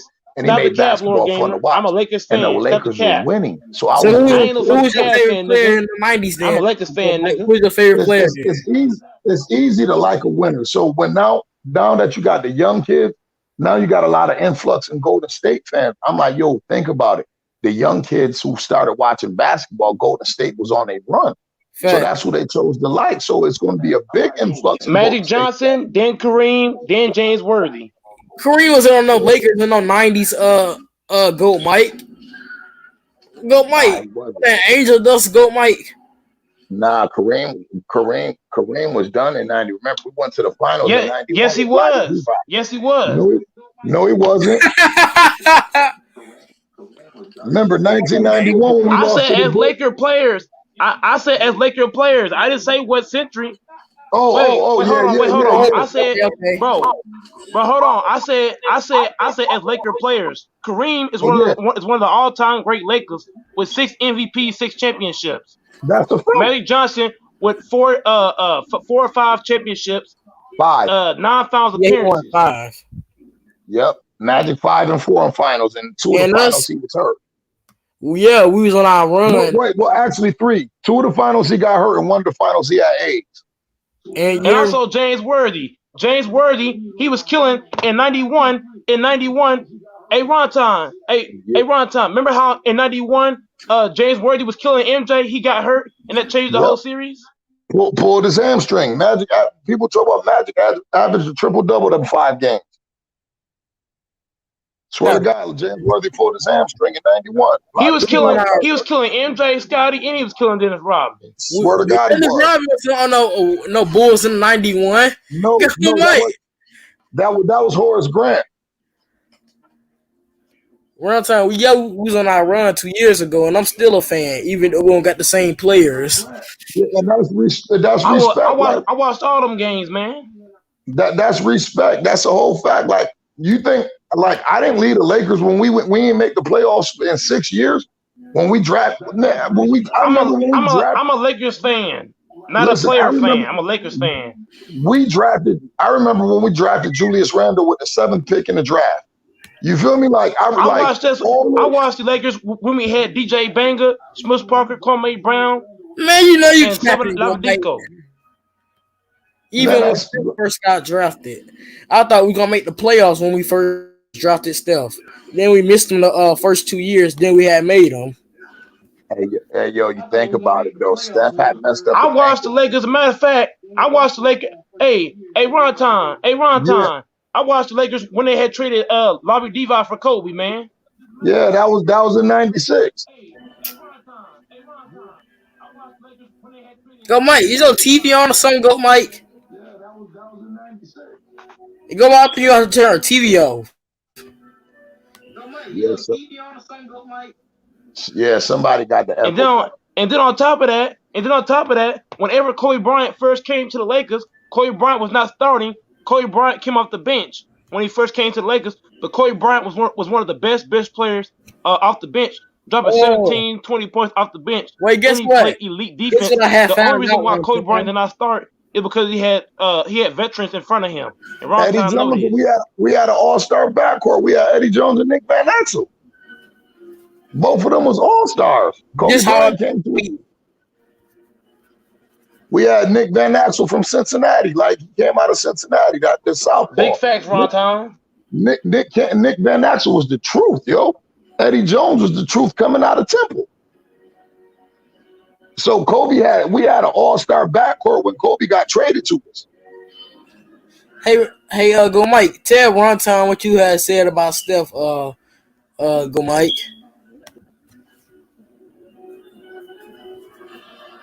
And this how be eating these Steph haters, Ron Tom. Steph Curry better than Allen Iverson. Steph Curry better than Allen Iverson for the fact that Steph Curry. Ron Tom said this point earlier. Ron Tom said it earlier that Steph Curry erased the big man. Steph Curry had literally erased the big man. Now the big men aren't playing in the paint. The big men are playing at the 3-point line. So Ron Tom already said this. Steph Curry changed the game, not just with his shooting, but also he erased the big man. Ron Tom, he said it earlier. Here's what these dudes be saying, Ron Tom. What? they be saying the game all about winning. Like you remember, like when Steph had dropped 57, everyone was saying, "Oh, he didn't win the game. He didn't win the game." But you see, when these dudes bring up Iverson, they say, "Oh, he had a players to play around him." They always like to say it's about winning. The game about winning until you bring up the favorite player that didn't win. Listen, this, and I think this is where me and Ticket that went wrong at too. I'm gonna tell you. Listen, and this is funny. Market This is spikes. ironic.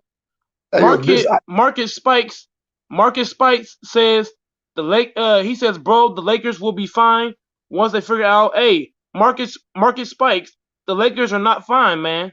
LeBron James is hobbled. He's not 100%. LeBron's hurt. Lakers will not be fine.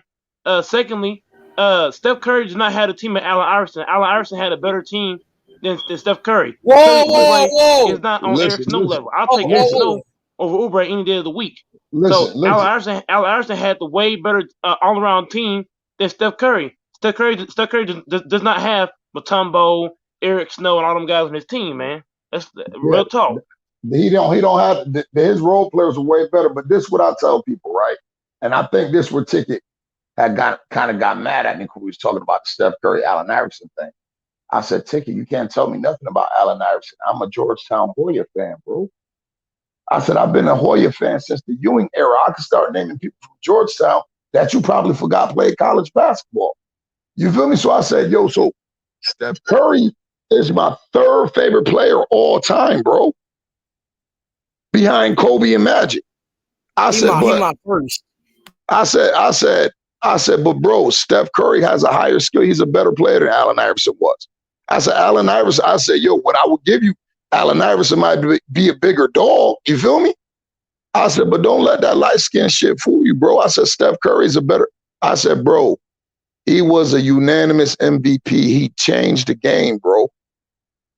I said, he changed. So you think if Steph didn't I said, man, bro, you put Steph with another all-star, I guarantee you he probably still win a championship. And that's not to say if Allen Iverson had an all-star with him, he probably would have won a championship. Facts. But I said, Steph Curry, I said, oh no, Steph just a better shooter of threes. He's just a better shooter. I said, bro. He a better passer too. I said, bro. I said, y'all niggas go back and look at Steph Curry stats, bro. I said, do y'all understand he's 6'2", but the nigga averaged 9 points in the paint?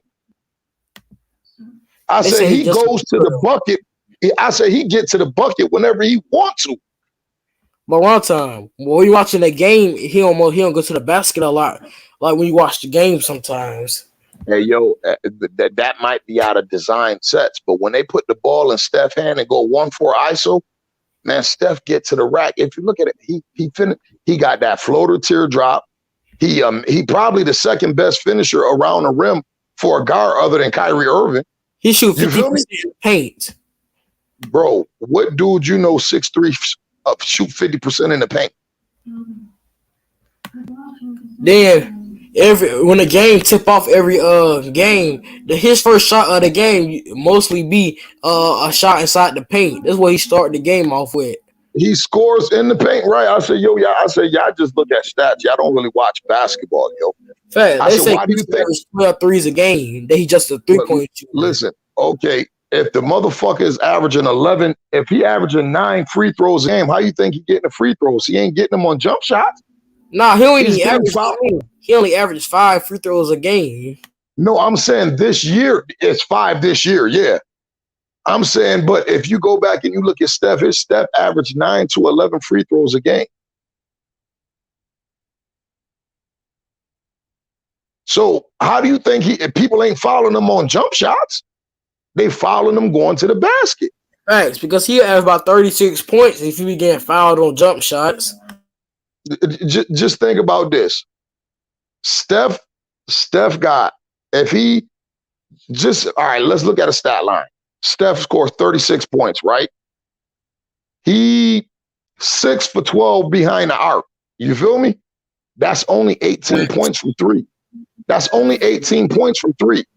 It's still another whole nother 14 points that this man has scored away from the 3-point line. Yeah, 6 would be about free throws. You get what I'm saying? And he getting the free throws going to the basket.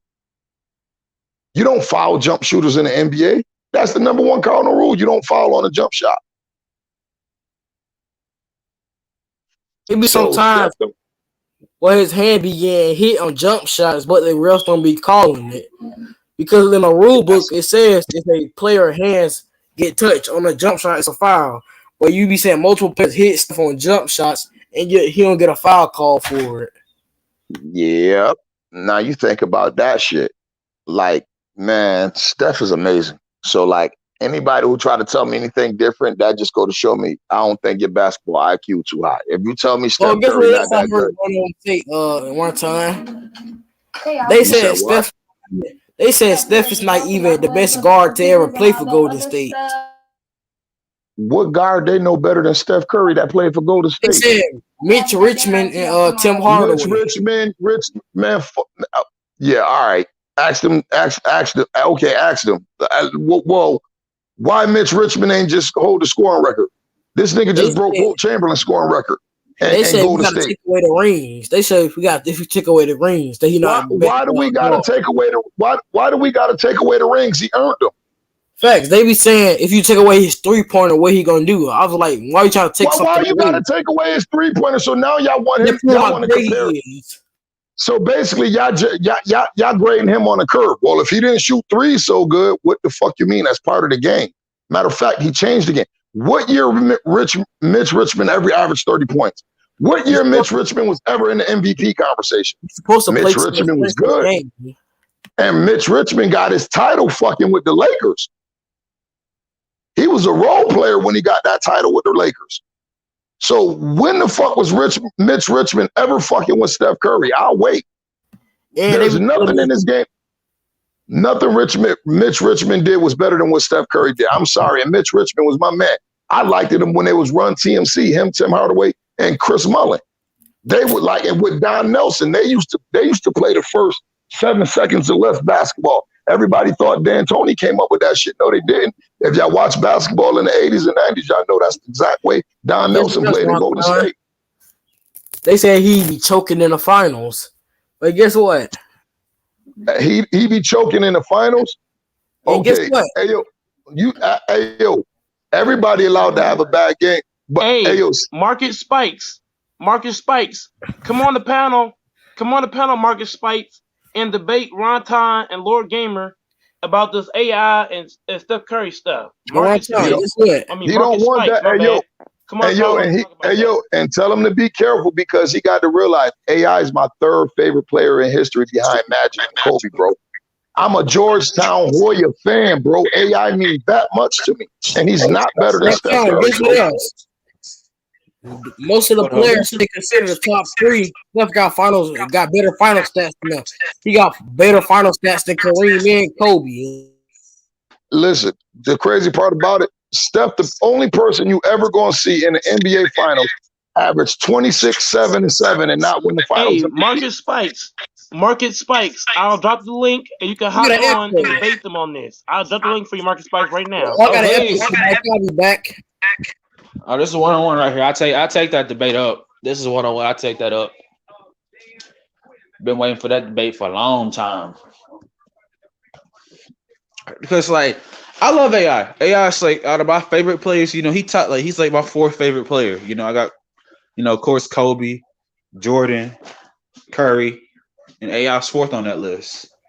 Hey, yo, you think about this. I like Allen Iverson more than I like Michael Jordan. Marcus Spikes, the link's in the chat.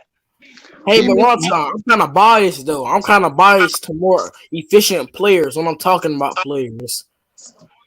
Well, the thing is, I like them, but when we comparing players, I take all biases out. Now, in turn, like if we talk about like if we comparing them in terms of the physical necessity of qualities, we all know that AI is a better athlete, much better athlete than Steph. Facts. Marcus Spikes is here. He's here. That's a fact, bro. Allen Iverson was a better athlete than Steph Curry. People forget this man was a beast in football. This man was beasting and feasting in football. He was a better athlete. Hey, Marcus Spikes, don't forget to subscribe, the like button, bro. Hey, y'all need the Lakers to start winning some games. All right. Let's get this thing started. So, hey, yo, and Marcus, What's up with you? Nothing but respect, bro. You feel me? And that's the reason why I said I don't know, man. Because I'm old school. I'm 42 years old, so I go by era. We the same age, bro. We the same age, so I'm with you on that. Era. And that's Facts. the reason why I say I don't know. Because how I'm looking at it is, do you think that Steph would be able to do what he's doing right now in that rough and tough era that Iverson did it in? Yeah, bro. A shooter's a shooter, bro. And then think about it. He's the only person that I know. If you think about it, break it down, bro. And we from the same era, Marcus. You feel me? Really? Yeah. If a dude had handles, he usually couldn't shoot. Right. If a dude could shoot, he usually didn't have handles. You feel me? Reggie Miller. Steph got both of them shits. He can shoot off the dribble. He can I've never seen nobody who create his own shot from the 3-point line. Like, it's crazy. Because him and Kyrie Irving is like two of the only people I know who can create that. Because I know for and Dame now. And Dame Lillard, excuse me. Yeah, to me, those are the three best point guards in the league right there. Dame, Steph, and Kyrie. I like the young boy. I like the young boy from Memphis too. I like him too. I agree with you. I agree with you, Mark Spites. I swear to God, brother. But you know what? I be having a problem with the way niggas be shitting on Westbrook, bro. Westbrook, and I'm too. They say but I agree with you. I think those the three best point guards in the league right now this year. Yeah, this year. That's the thing with the NBA now. It's a year by year thing in the NBA right now. And it's all how you classify him, because people say James Harden, but I'm like, bro, James Harden is really a two guard, bro. I'm like, yo, after Russ just beat the Lakers, I respect him now. Yeah, I say, yo, he turned into the point guard when he started playing for D'Antoni, bro. Yeah, but he a natural too. He's a natural scorer. People say Westbrook a stat pattern. Westbrook's problem to me is just knowing when to take over a game and when not to. He be on 100 all game. You know what I mean? Sometimes you got to relax. I think he got ADHD or something. Hey, bro, I've never. He is the greatest athlete I ever seen at the point guard spot, and that's including Derrick Rose. Yeah. You feel me? Derrick Rose stepped his game up a lot too, man. He's doing wonders for the Knicks. Listen, bro, I loved him too. But Tom Thibodeau he fucked him up. He fucked Derrick Rose up. He like every player that Tom Thibodeau get, he ride him into the dirt. He ran him into the ground. He what Tom Thibodeau do is he tries to coach like how Coach P does with the Spurs. The only difference with Coach P is he gives his team rest. He don't. That's do a that. fact. He don't do that. He definitely don't do that. That's the problem. I'm feeling what Julius Randle is doing. Like, niggas is really sleeping on that young man. Hey, yo, and it's crazy because I'm like, yo, that's my young boy. That's the Laker. That's a Laker for life right there, bro. I'm like, we drafted him, bro. My man, we drafted that talent. I think the Lakers gave up on their young guys too quick when they got LeBron. Also, you shouldn't have got rid of P.I. You got to think about it. Anytime you get LeBron James, it's win now. You feel me? Right. He ain't got time for players to develop. But I ain't gonna front. As much as I love my guy Kyle Kuzma, I wish it was Brandon Ingram we kept in the trade. You feel me? I feel the same way. And I said that from the beginning, but David Griffin said the trade started with Brandon Ingram. He said if Brandon Ingram wasn't included, there was no chance we got AD. Right. So we had to give Ingram up. Yeah. And right now, this is what I was telling people about AD. AD picks and chooses when he want a ball. And you can't do that. You can't pick and choose when you want a ball. I'm going to tell you, listen, AD had a major career setback, bro. Yeah. I'm going to tell you, if AD was healthy, After last year, AD was ready to take the reins. You feel me? Right. He was ready to take the reins. He kept telling everybody, every time you seen AD hit a game-winning shot or go off, what was he listening? What was he saying? I'm like that. Right. He was out to prove, like, I'm like that. Right. I can be the best player in the world. I'm like that. You feel me? But that Achilles injury, that slowed him down. He's already a big guy, man. He's already like 6'11". So it's like that problem. That's the problem. That was the problem with the one big bull Odin, Greg Oden. Yeah. He would have been a problem coming out of college if he would have never had that Achilles. They couldn't stop that young man. But that Achilles fucked him up, man.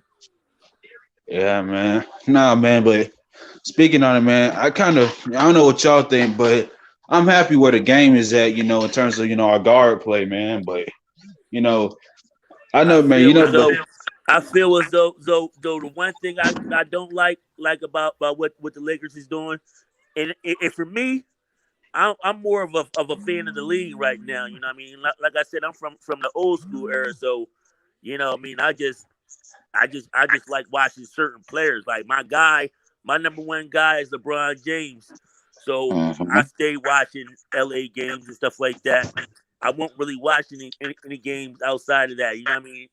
And the people that I fuck with, like I fuck with Dame, I like Steph. You know what I mean? With those type of players, I like Embiid. Hey, yo, and it's crazy because, like, I'm a Laker fan. You feel me? Yeah. But when people ask me who my favorite player in the league, I'm like, yo, right now, the player I like watching most, my favorite player is Damian Lillard, yo. Yeah. Dame. I said, Dame is that nigga, yo.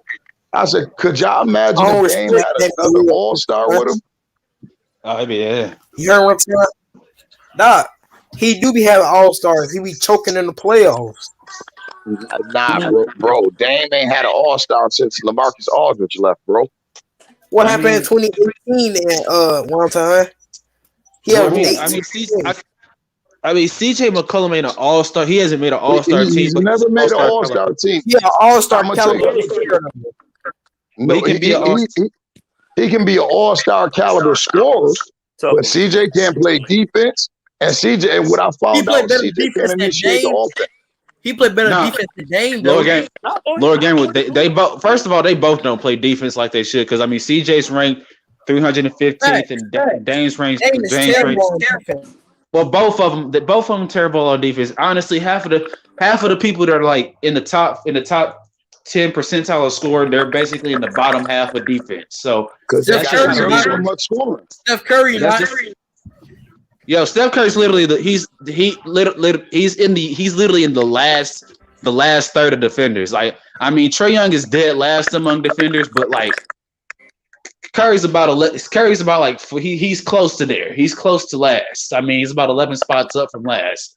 But I mean, it's just the thing is they're gonna get the reason why they're not gonna beat like a Steph and Clay tandem in the playoff is because you're not gonna win a shooting battle with them.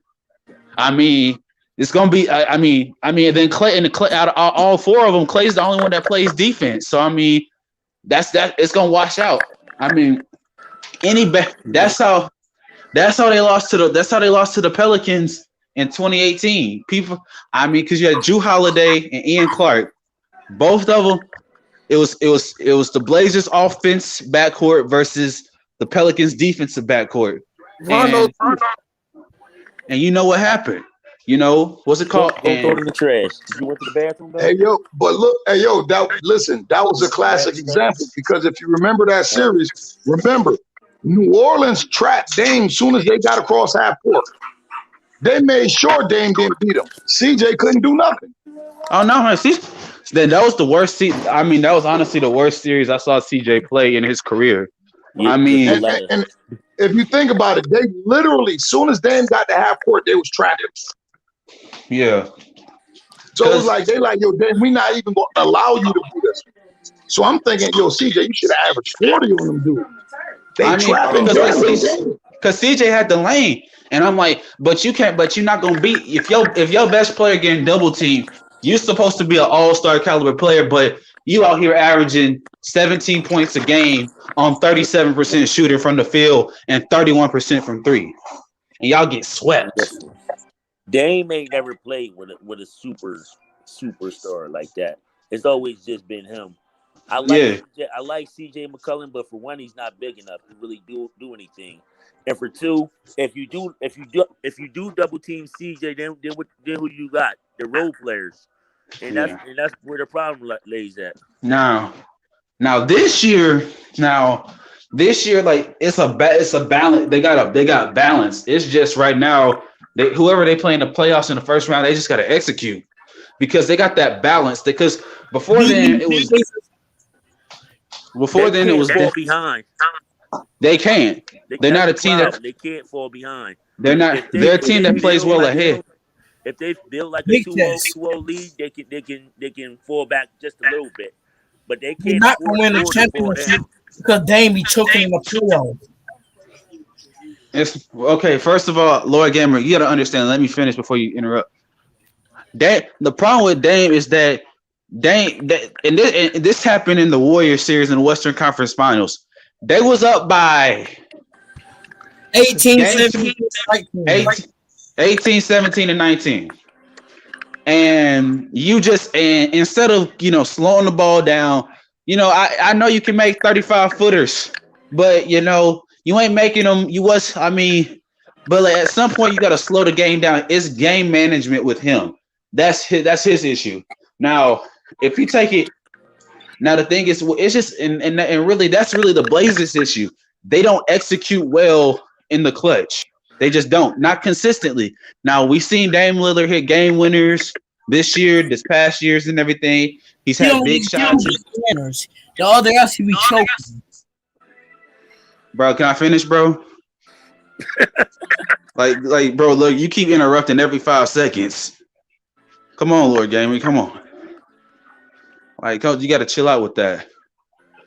Nah, it's just like the Blazers. It's like they got to do that now. In terms of like they the six. Like I'm looking at the standings. They're the 6th seed right now. And if the playoffs started today, they would be playing. They'll be playing the Nuggets. And and I don't remember honestly. Honestly, right now, bro, I'm excited. And speaking of that, bro, this is why I'm so excited about the playoff matchups because you don't know who's gonna be facing who in the playoffs, bro. Like usually, like if there wasn't no play-in tournament and everything like that, usually the matchups would be set. But like you don't nobody knows who's actually gonna be facing each other, man. That's the good part about it, man. So I'm looking at if Russell Westbrook and Bradley Beal get on a roll and they somehow get to the 8th spot, man. They still get beat in 5 by the Nets, but still.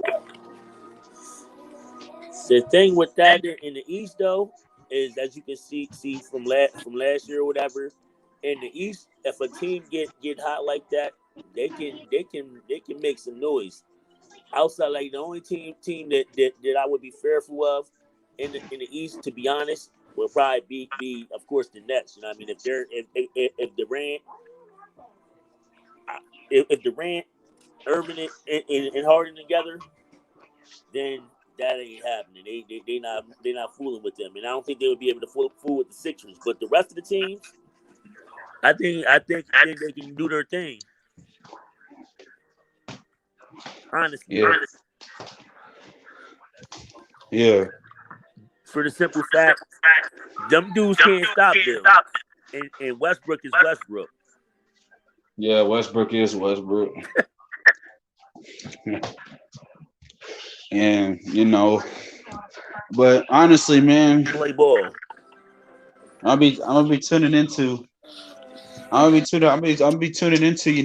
a lot of these games and everything, man. The Golden State Warriors and everything. So I'm just excited about what they do.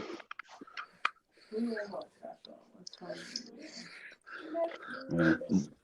But as far as the Steph Curry thing go, he definitely that dude, man. And it took a while for me to be like, yeah, he's nice like that. But you gotta be able to accept the fact that a player is good. If a player is good, they just good. You might not have to like the dude, but if he good, he good, and he's definitely that. Yeah. So who y'all got winning it all? Brooklyn Milwaukee Bucks. Bucks. I don't, I got the strippers. I got the strippers winning it. I don't believe in Brooklyn. Clippers. The Clippers. What they got is playoff Rondo, man, which is always good. Rondo is a whole different beast in the playoffs, and that's something that the Clippers always needed, because to me, Kawhi Leonard is not is like a silent assassin type leader. He's not really gonna say too much. He's just gonna keep doing him. Rondo, he not with that. If he since P Wayne doing what they supposed to do, he gonna get on him. Like Paul George, I guarantee he's not gonna play like he played in the playoffs last year. Cause Rondo gonna get on him. Yeah. Rondo gonna be on him like white on rice. He gonna be on his heels, and that's what some players need. Like they need that player that's a vet that got titles and stuff like that. That's going to be like, nigga, you playing like a bum, like period. And that's what Rondo does. Like he don't care who you is. He gonna tell you playing like a bum. He probably said that to LeBron, and LeBron is probably one of the best in the league, but he don't care. All right, here I come now. Here I come.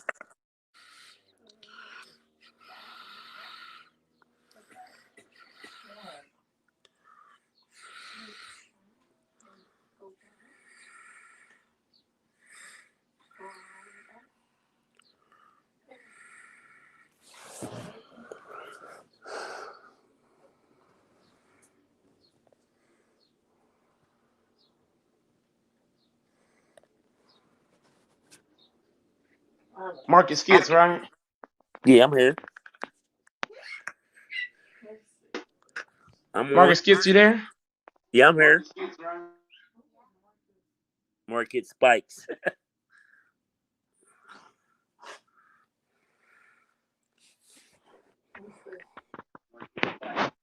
Marcus Spikes. Why keep? Hey, I got a subscriber named Marcus Skits. That's why I keep saying that. You good? You good? Marcus Spikes. Why keep? Hey, I got a subscriber named Marcus Skits. That's why I keep saying that. Hey, listen. People get my name mixed up all the time. My first name, my last name. I'm used to it.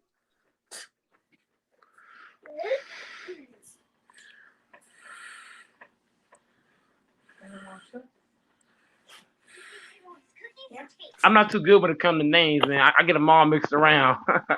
Are you good? You good? But nah, I think I can't really say who's gonna win it all though. I don't know, man. Like it depends on the run. That's what I'm gonna say. Depends on the run. Who's the hottest at the time? Especially with this play-in deal, man. Like if you get hot, man, and who you never know. Like for example, the Suns was hot as I don't know what. They ain't lose a game in the playoff playing at all. They just got eliminated. So it depends.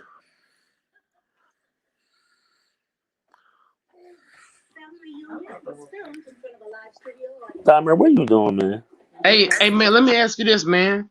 So basically, you have no concern about LeBron James being hurt, man.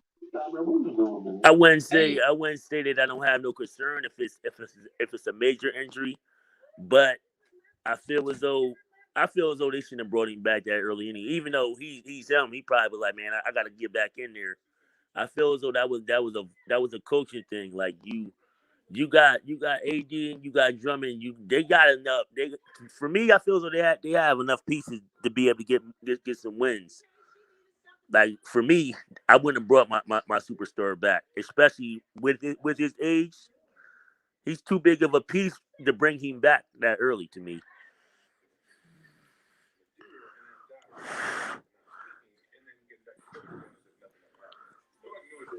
I hope the injury ain't. My thing is this. Market spikes. The damn. My bad. Yeah, I'm choking. The Laker role players were playing well before AD and Goat James came back. Right. The role players were playing well. They were starting to build an identity. Right. They were starting to build chemistry with all the role players. But once AD and Goat James came back, it started falling off a cliff. I don't know about you, but I don't know what you think about that. Because they had to switch up the way that they played the game. You know what I mean? It was starting to kind of look like KCP was that dude and Kyle Kuzma. Because I remember the one game KCP had like 30 points.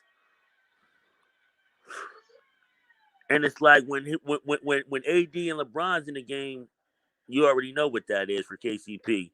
KCP got 3 games, 25 plus points. That's what I'm saying. And I remember the one game where KCP had 27. I want to say Dennis Schroeder had 20 something, and then Drummond had 25. And all 3 of them had 20 something, over 25. So I know that they got a team that can do it.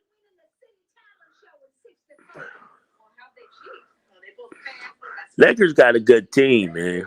Like if Frank used their roster the proper way, they got a nice team, man.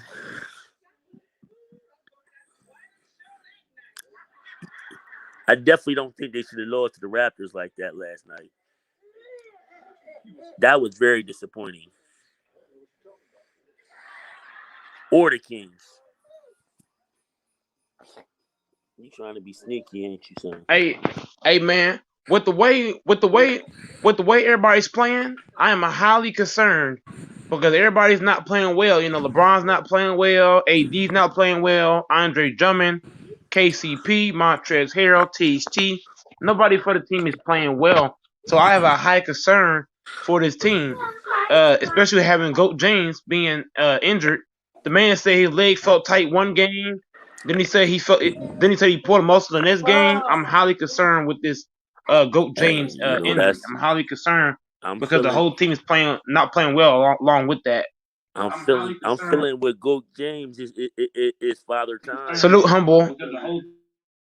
Father Time is yo, salute. Salute the chat. What's up? Yeah, but Father Time salute, bro. That no, Marcus Spikes. What's up? Father Time did not put LeBron out. Solomon Hill put LeBron out. Father Time had nothing to do with LeBron playing like this.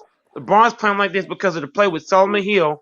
LeBron James, if you watch that game, LeBron James was balling out of control before Solomon Hill decided to do a dirty play on LeBron James. He was balling out of control before that. But go Mike. It's nothing to do with Father Time. It has to do with a dirty player being dirty. If he was 10 years younger, he probably would have came back in 2 weeks. That's what I'm saying.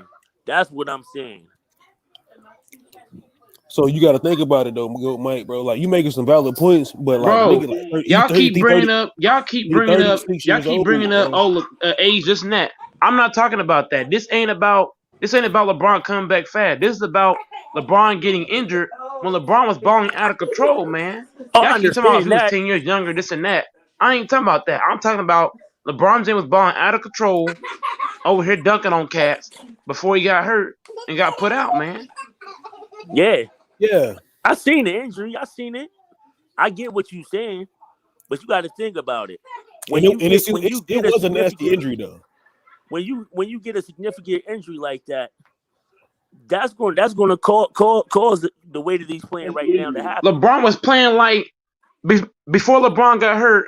Humble and Marcus Spikes. Before LeBron got hurt, LeBron was playing like he's 25 before he got hurt. So we can't use that. So I ain't gonna use that. I ain't gonna use that argument that if he was 25 years younger, whatever. I ain't using that. LeBron was playing like he's 25 years old before Solomon Hill decided to go through his leg. But my thing is though, bro, when you come out saying that you don't know if you're gonna be 100% again, bro, that scares me a little bit, go Mike. That scares me. Don't that scare y'all? When Yeah, somebody like LeBron James saying, I don't know if I'm gonna be 100% ever again in my career, bro. Hell yeah, that scared me. That concerns me, LeBron said bro. he re-injured it last night. that's what I'm LeBron said he saying. re-injured his leg last night. Then on top of that, I think LeBron said when his you have first game ankle back, injuries, he I've had felt the ankle injuries very in the past. tightness. LeBron said he felt tightness his first game. LeBron said his second game he felt tightness again. LeBron said last night he re-aggravated it once again. Yeah, because Yeah, ankle injuries, bro, that shit will reappear, bro. It takes a little while for you to get LeBron back said that he has not had rest in the last month. LeBron said he has not had rest as well. because he's been Bad trying news to for the get back Lakers, man. playing. He wants to play. But yeah. as a player, you know, as a team doctor, right, or like Sorry for general cutting manager you like off, humble. Rob, now you good. As Rob Pelinka, he'll probably tell like LeBron, man, I kind of want you to sit out a little while, you know what I'm saying? But you don't want to irritate or make him upset because these are players, you know what I'm saying, that. But you gotta manage your team and stuff. If I was Rob Pelinka, I'd have been like, bro, don't come back into playoffs, bro. Don't come back. Period. But the only thing with that is, do you think they would be been able to hold out until the playoffs? That's the thing about it. Me I personally, mean I that's a probably good would. question though. That's a good Me question. personally, I probably would have held what's the name off too, because they was doing good without him and AD. They was doing all right. You know what I mean? I mean, those are your two star pieces. You need them to be healthy in the playoffs. So if they was doing all right, which the I Lakers, I think that I think Frank Vogel should not play Drummond and AD together. I think Drummond should come off the bench yeah, that's and what they I should was put saying. 80 at the 5. So if I was Frank Vogel, I'm sorry to cut you off, Marcus Spikes. Sorry to cut you off. I believe that 80 should play the 5, and I believe that Andre should come off the bench. I believe that Ben McLemore should start over KCP. That's just my thoughts. Go ahead. I You agree. know what? I think they need to put Marcus Gasol back in the lineup, bro. The starting lineup, bro. That too. I think they I need to go ahead feel and put though. Gasol, I the feel though. glacier. I feel though. Either which way, either Mark. No, humble. You can't humble. You cannot play Marc Gasol and AD at the same time. That's not gonna work. That creates They should spacing, have bro. 4 guards on the court. We should not be playing 2 big men at the same time. Marc Gasol ain't Dwight Howard. So Marc Gasol ain't who JaVale gonna play at McGee. the 4? If I was the Lakers, Who's I'll gonna put play at the AD 4? at the 5. I'm gonna have 3 guards, a point guard. Look. I would not put Marc Gasol and AD in the same lineup. I'll put So AD at the 5 you're and gonna put have like 3 AD and guards in the power forward. Come on, man. so you're gonna have AD and Kuzma.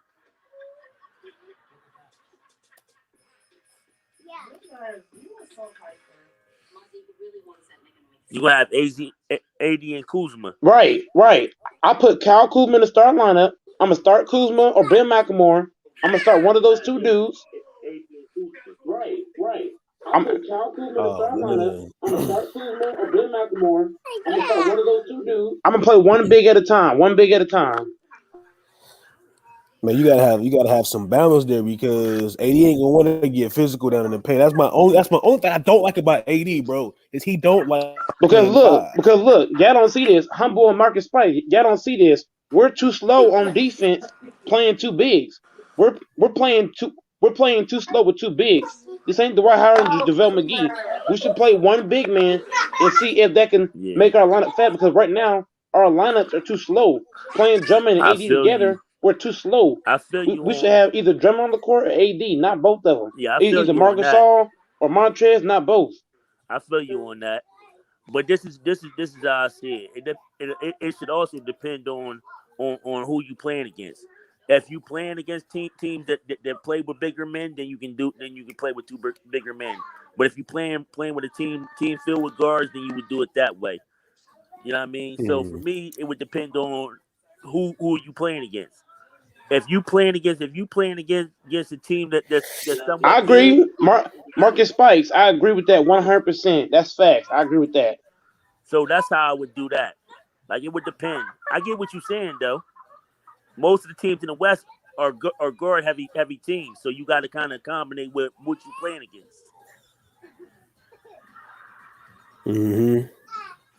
It's tough though, but I feel as though the team Big should. facts, Marcus Spikes. Big facts. That's all I'm saying, Marcus Spikes. We should have lineups based on who we're playing. Frank Vogel should play lineups based on whoever we're playing. If they're playing big, you play two bigs. If they're playing small guards, you play small guards. I agree, Marcus Spikes. Sorry for cutting you in humble out, man. I'm just Nah, you good? Nah, this your panel, bro. This your show, Yeah, man. you good. This You your good. shit, bro. You good. I just had to disagree with you, man. You know what I'm saying? Go Mike, you my boy. But I'm just saying, bro, like I would just put Gasol back in the lineup, bro. I mean Gasol, he's slow. I know that, but I know his IQ and the spacing is going to help later on in the playoffs, bro. Like later down to the rest of the season, you would have to figure out something. This is when it comes to the coaching now. Now Vogel has to come up with a decision like, okay, look. the rest of the season. He has to figure out what lineups is going to work throughout, the postseason and stuff like that.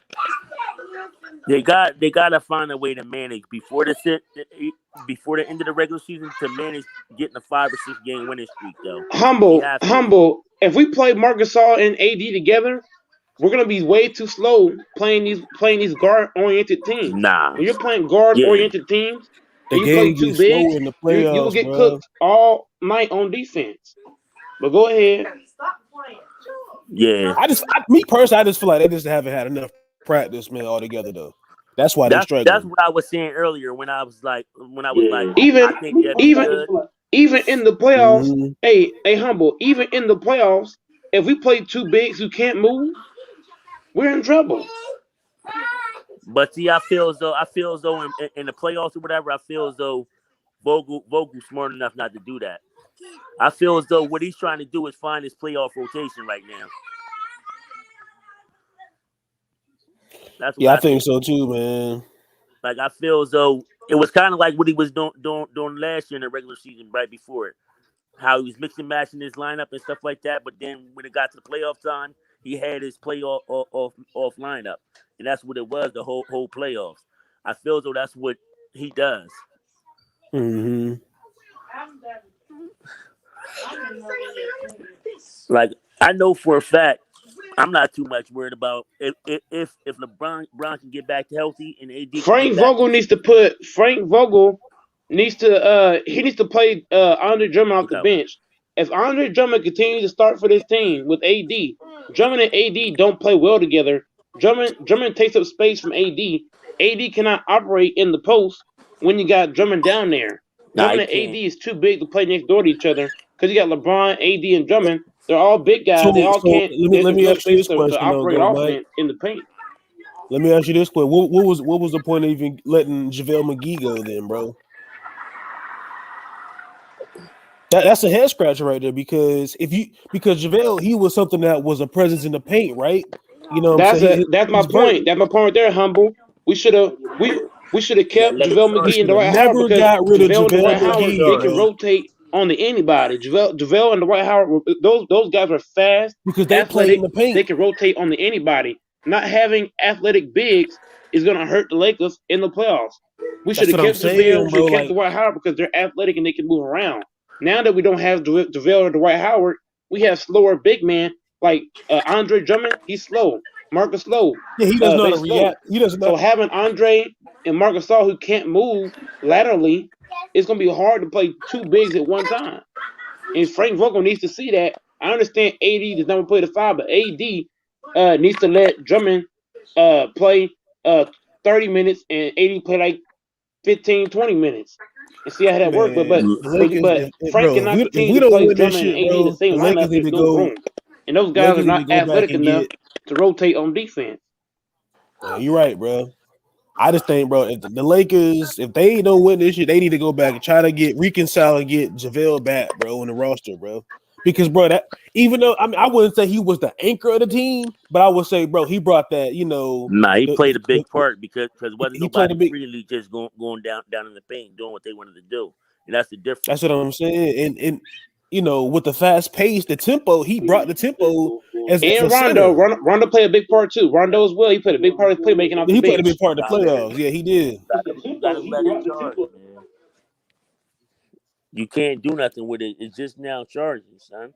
But Let it I charge think up. with Pelinka, y'all got Pelinka said in the offseason that he wanted. He was like, "Yeah, I just want a young promising star next to Anthony Davis and stuff because they looking for the future. They want somebody that's young and that's promising as a star because they at this point right now they're looking past LeBron, bro. They already got the chip.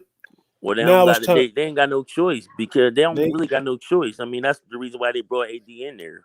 mm-hmm.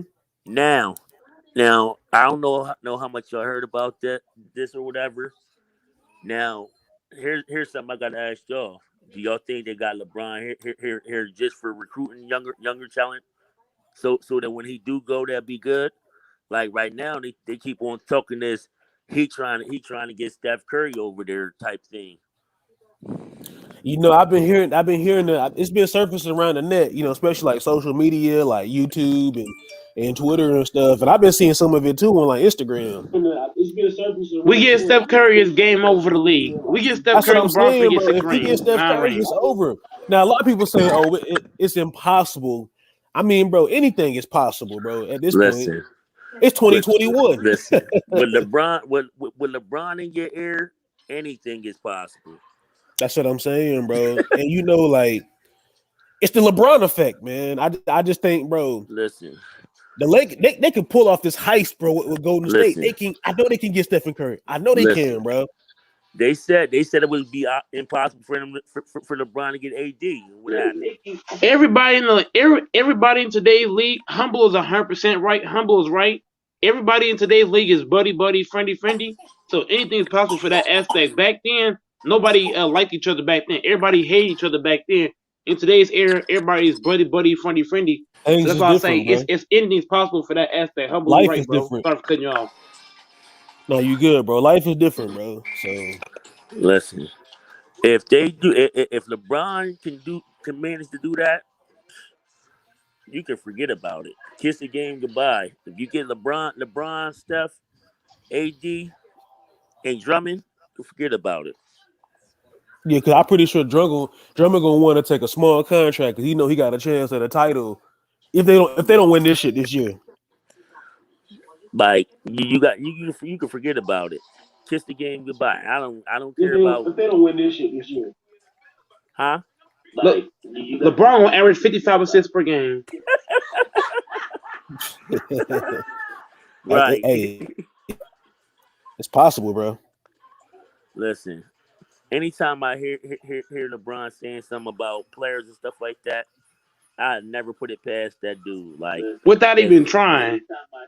Like LeBron is so intelligent. He does think things so intelligent, man. Like you just like picking Steph Curry in an All-Star zone. You never did that before. You know what I mean? And once he wanted to see how it would look playing with somebody like him. And once he seen how they was, and you could see them together, like how happy they was. Them two together look formidable. Yeah, because it's a crazy scenario to think like you got one of the best 3-point shooters we've ever seen in this game, bro. Ever. Next to like, what I'm saying, LeBron James, who's probably an all-time great, if not even the greatest player, bro, to play this game. You know what I'm saying? Just as far as creating things for other players, you know what I mean? That's what I'm saying. LeBron he's setting the standard and he's paving the way for niggas to have a voice to do things that nobody's ever done. I'm pretty sure Jordan probably wanted to play with Charles Barkley or David Robinson or whatever or some shit. I'm pretty sure Magic wanted to play with Dr. J. Or Larry Bird or some shit. It's just the fact that LeBron James just is the type of person that is just going to speak his mind. Like, I don't care what you think. Like, I don't care. Yeah, I wouldn't mind playing with all the superstars. And that's exactly what he said. Yeah. That's exactly what he said. He said, I want to play with the best players to play this game. And how many people do you know would have the heart to say something like that? Just him. People he said before he left Cleveland the second time. People he said about Damian Lillard. He said, "You give me Damian Lillard and watch and see." He ain't lying though. He not lying. And people sit there and be like, "Oh, LeBron's cheating the league by doing this, and he's doing like how? It's basketball. What are you talking about? What are you talking about? It's basketball. That's what I'm saying, bro. When you play pickup game and shit back in school, you That's know what what I'm you do. saying. You pick You the pick best the best. players. You pick the best players you feel like that's gonna help you win a game. You know what I'm saying? I'm not. So you supposed to pick a bum? Like who does that? Right. Oh, let me get this motherfucker right. He's like the most unathletic nigga in this damn Would I gymnasium, take bro. him? Would I take But him? I'll take him though. Nah, we're This not doing nigga, right? that. He rather do fucking mathematic problems than play basketball at this Like, point. Shit. but I'm gonna put him on the team, man. Just to be fair. Just to be fair. Ain't no such thing as being fair. That's just like in a fight. Ain't no fair fight. You do what you got to do to win. Mm-hmm. And you gotta think about it too, like with these families, like I'm pretty sure I'm thinking, maybe Aisha, she probably like Steph, what if you ever thought about just, moving to LA or some shit, you know what I'm saying? LA's nice, they got nice houses and the traffic's probably is, bad, but the lifestyle, you know what I'm saying? Rodeo Drive, you know what I'm saying? Hollywood. You wake up every day, bro, you see that Hollywood sign, you like, damn, bro, I'm living the dream, bro. Like it's a family decision because you thinking for your family, bro. It's not just about the player himself. It's about his family. Like LeBron with LA for his family too. Yeah, he said that. Mm-hmm. He said that. In fact, he said that was like one of the main reasons why he chose to pick the Lakers. Mm-hmm. For the sake of his family. And you know what I'm saying? I'm pretty sure when it comes by the time he's going to retire and stuff, that's going to be a nice, a good place to sit and retire in LA. Yeah, man. I feel as though though, like I said, so long as the Lakers find a way to get like a 5 or 6 game winning streak leading into the playoffs or whatever happens, Mm-hmm. they should be all right. Yeah, I think they They should just. be all right. You know what I I, mean? I was kind of having this, I could be, this is me just thinking hypothetically, but I was just like, if the Lakers are sitting around, you know what I'm saying, they losing these games, are they losing these games on purpose? Because I do think they want to get the Clippers in the first round, maybe the second round. Because you don't want to meet them in the third round, bro. You just don't. I think they want to get it over with too. That's what I I'm think saying. Like, get it right. over with. Me personally, the Lakers with a healthy AD and a healthy LeBron with the right type of chemistry around them and the right type of Mm-hmm. lineup. I don't think the Clippers can beat them. Honestly, like I just don't. I just I didn't can't. think the Clippers can beat us last year. I was like, man, they can't beat the Lakers, bro. And then Even though they got 2 games up on us, though, the first 2 games we played them in the opening game, and we played them on Christmas. And that Christmas game pissed me off because I was thinking we had that game in the bag, but you know what I Kawhi just did noticed his about, thing. but you know what I noticed about LeBron. Regular season games, LeBron don't really care too much about the games that he play, like that. Yeah, he You be know what I mean? coasting in these regular season. Like I it peeped don't that really too. matter. And if you can tell by his post his interviews, you can tell like how he just be laid back and stuff like that.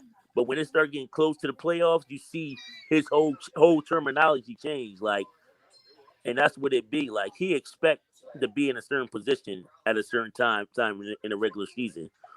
So right now he might be a little bit pissed off at what's going on, but I don't think it's that serious. You know what I mean? I don't think it's anything that they can't handle. Mm. Listen, like I'm gonna be honest, man. I'm not too worried about it like that. You know what I mean? Because I don't, like I said, when it boils down to it, when it comes down to the come down, no one in the world can still stop LeBron. No one in the world can still stop AD. Period. Like when they get their mind right, and they rate a ball like that, it's nothing that you can do. And if they can find a way to equate Drummond into the thing, because you're going to need Drummond for rebounding and defensive purposes in the playoffs. You're definitely going to need him for that, because that dude can grab you 20 rebounds easily. So you're going to need him. But like you said, I wouldn't start him either. I don't think I would start him. He don't need to start. Right. And see, and the player that don't nobody talk about, to me, the biggest pickup they got. Or Marcus Spikes. Marcus Spikes. Yo. What about this, bro? What about this, Marcus Spikes? You can play AD and Drummond in certain spurts. Let's say you play AD and Drummond for like 5 minutes here, 3 minutes here, 2 minutes here. Just do it in spurts. Don't do it for the whole game. I'll just play Drummond and AD in certain parts of the game, depending on what's happening on the floor. Right. That's what I'm saying. They got to get some type of camaraderie. You know what I mean? Once they get the camaraderie, is where they know what to work together, then they'll be all right. Because then they can tell the coach, like, listen, this is what we feel as though we can click in. They got to get some type of camaraderie with each other. You know what I mean? Because they haven't really even played that many games together. Also.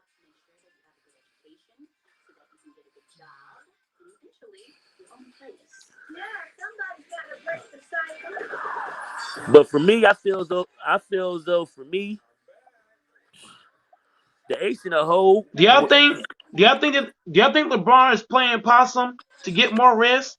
Let me know in the chat if y'all think. Hey, let me know if y'all think LeBron is playing possum to get rest, to get extra rest for games.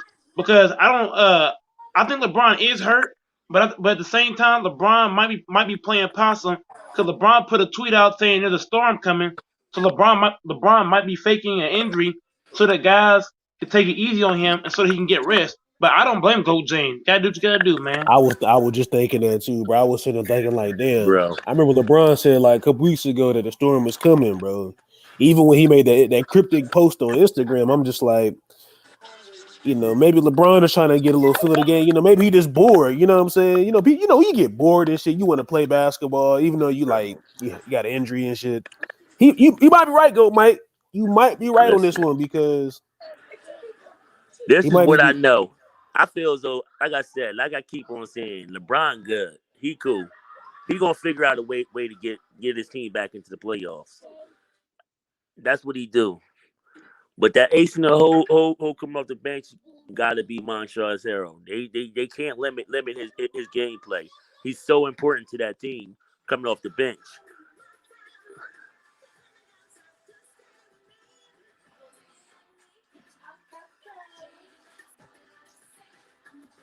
Montrez is a big. But you gotta think of this too, though. Marcus Spikes.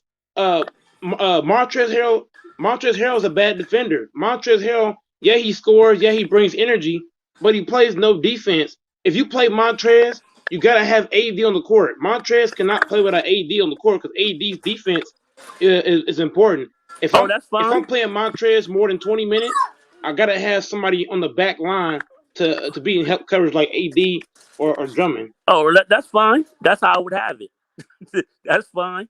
He just got to be in the game, man. That energy and that extra scoring and rebounding and stuff like that is going to be needed, especially in the playoffs. Like when that dude's in the game, man, he's another Energizer bunny, man.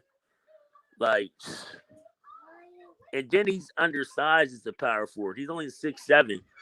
The way that he do what he do. And my problem with my bad, Marcus Spikes. My problem with Andre Drummond. Whenever Andre sets a screen, Andre does not roll to the cup hard. He's not finishing layups and dunks. Whenever you're a big man like Andre Drummond, whenever you roll to the basket, you gotta roll hard. You can't do no soft roll. Like when I play ball in school, and if I set a pick, I'm gonna roll hard to the cup. The coaches, great coaches know this. Whenever a big man sets a pick, you have to roll hard to the cup. Andre Drummond, AD, and them guys, whenever they set picks, They don't roll hard. They roll soft to the cup. And you can't do that as a big man. You know what? And that's what they missing in Dwight Howard. That's what Dwight Howard does. And he gonna give you them hard fouls. That's big facts, Marcus Spy. That's big facts. Whenever Dwight Howard or JaVale, whenever Dwight Howard or JaVale set a pick, those guys roll hard to the cup. That's big facts. These guys are not doing like that. You know what I mean? And like I said, with Dwight Howard already, you're not gonna keep on going in the paint scoring. Look at the Sixers. Look at their improvement on the defense with Dwight Howard being on the Sixers now. Look at their improvement.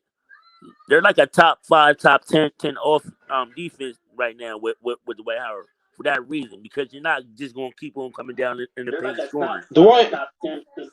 Dwight Howard is the enforcer. Dwight Howard is the enforcer for the Sixers. Dwight Howard, we should have kept Dwight Howard. Dwight Howard was the enforcer for the Lakers. Now he's the enforcer for the Sixers. Right. I feel very bad about letting Dwight Howard go. I'm sorry to Dwight Howard. Dwight Howard was the enforcer. I'm telling you, man, them type of players make a difference in the league. Like, they might not do it in scoring, but they do it in ways that you need it. Like, you needed Dwight Howard, you needed JaVale McGee, you needed Rondo. Those 3 players alone. Those is big. Dwight Howard's presence was huge. Dwight Howard's presence alone would have killed anybody in the league. I love Dwight Howard's presence on the floor. Dwight Howard gave anybody problems with just him being on the floor. So shout out to Dwight Howard. What you doing, guys? I love Dwight Howard's presence on the floor. Dwight Howard gave anybody problems with just him being on the floor. Somebody has background. Hey, somebody has background.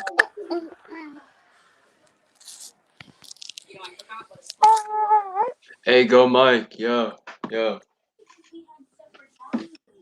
Hey, can you hear me? Hey, yo, go Mike. Hey, yo, can somebody hear me? Or is it lagging? Yeah, I can hear what's you, up, bro. man? What's up, man? good? I'm here. Yeah. What's up? Yeah, so I mean, all I can say is on the Lakers situation and stuff is that, yes, it's a tough situation. I wish, just Frank Vogel and stuff, just made like better rotations and stuff, because I don't think it's a smart idea to put Trez at the 5. I feel like if the Lakers want to, just destroy the teams and stuff, they're gonna have to put Gasol at the 5 and Trez at the 4, because if you have watched the past few games and stuff, Morris has been doing trash. He shouldn't be playing at all, so the guy should be benched. And in my opinion, if the Lakers can have Gasol and Trez off the bench at the 4 and the 5, they could actually start just winning like a bunch of games like that.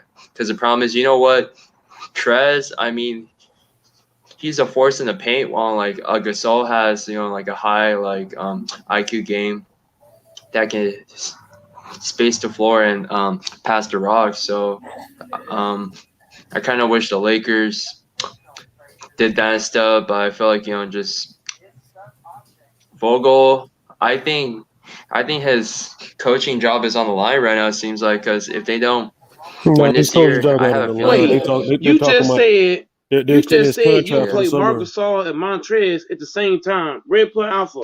I'm glad that you're not the coach of the Lakers. Marc Gasol and Montrez. No, I said both of them guys play no defense. Marc Gasol and Montrez are 2 of the worst defenders right now. You cannot play 2 big men at the same time, be effective. The only way I'll play Montrez a bunch of minutes is if AD's on the court. If it ain't AD, I can't play Montrez and Gasol, Montrez and Drummond. I can't play AD not and doing Drummond. anything right now. There's only certain guys you can put together on the court. Have you seen the games? Because Marquis been doing bad lately, man. Marquise Morris, he hasn't been doing bad lately, man. Performing I'd rather have Marquise. I'd rather have Marquise and AD, or Montrez and AD. I'd rather have if I gotta have Gasol, I might have Gasol and Montrez because even though Montrez is undersized, no, I'm not playing Montrez and Gasol. I'm playing either Montrez and Okay. AD, or I'm playing Gasol and AD, Can I ask you or this I'm playing Drummond and question about my man? Montrez. Hey. But Okay. I would have to mix it up depending on what's happening on the Okay. floor. So I mean, okay. So my question is, do you guys still have just faith and stuff in like a Marcus on stuff? I mean, like, do you guys have any faith in him at all? Because I have faith in him. I mean, Yeah, I'm not losing faith, high but I'm IQ just player. saying He can I have help to you in the disagree with playoffs. you. If I'm playing Marcus for the playoffs, Marcus Gasol is going to dominate in the playoffs. Marcus Gasol will dominate come playoff He time. will. He definitely will. He will. But Yeah, if because the I'm playing game gets Marcus slow, Gasol, bro. I'm not playing Marcus Gasol without playing AD. It's not happening. Yeah, but like, I mean, okay. So in the playoff setting and stuff, I mean, like, offenses they become like a more like just half court, right? They become like a more like just half court. Instead of You gotta just bring up Red Pill. You gotta bring up who we playing, Red Pill. You gotta bring up who we playing. I don't know who we're gonna play in the first round. I mean, I'm not really sure at this point. I mean, like, without like, I think we're gonna get the Clippers, bro. yeah. The universe telling me it's the I'm not really Clippers, sure bro. at this. If we're playing the Utah Jazz, let's say for example we're playing the Utah Jazz, right? Yeah. So if we're playing the Utah Jazz in the first round, I'm not saying we are. It's just an example. I'm not saying we are. It's only an example. I'm saying if we're playing the Jazz in the first round, I would put AD at the 5.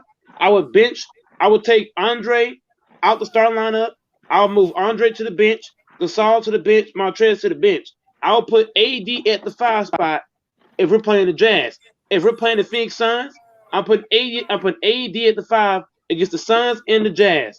If we're playing the Clippers, who got Serge Ibaka and Zubac, I'm playing AD at the 5 once again. If we're playing the Denver Nuggets, I'm playing Andre Drummond and AD here and there. That's just my take on that. Yeah.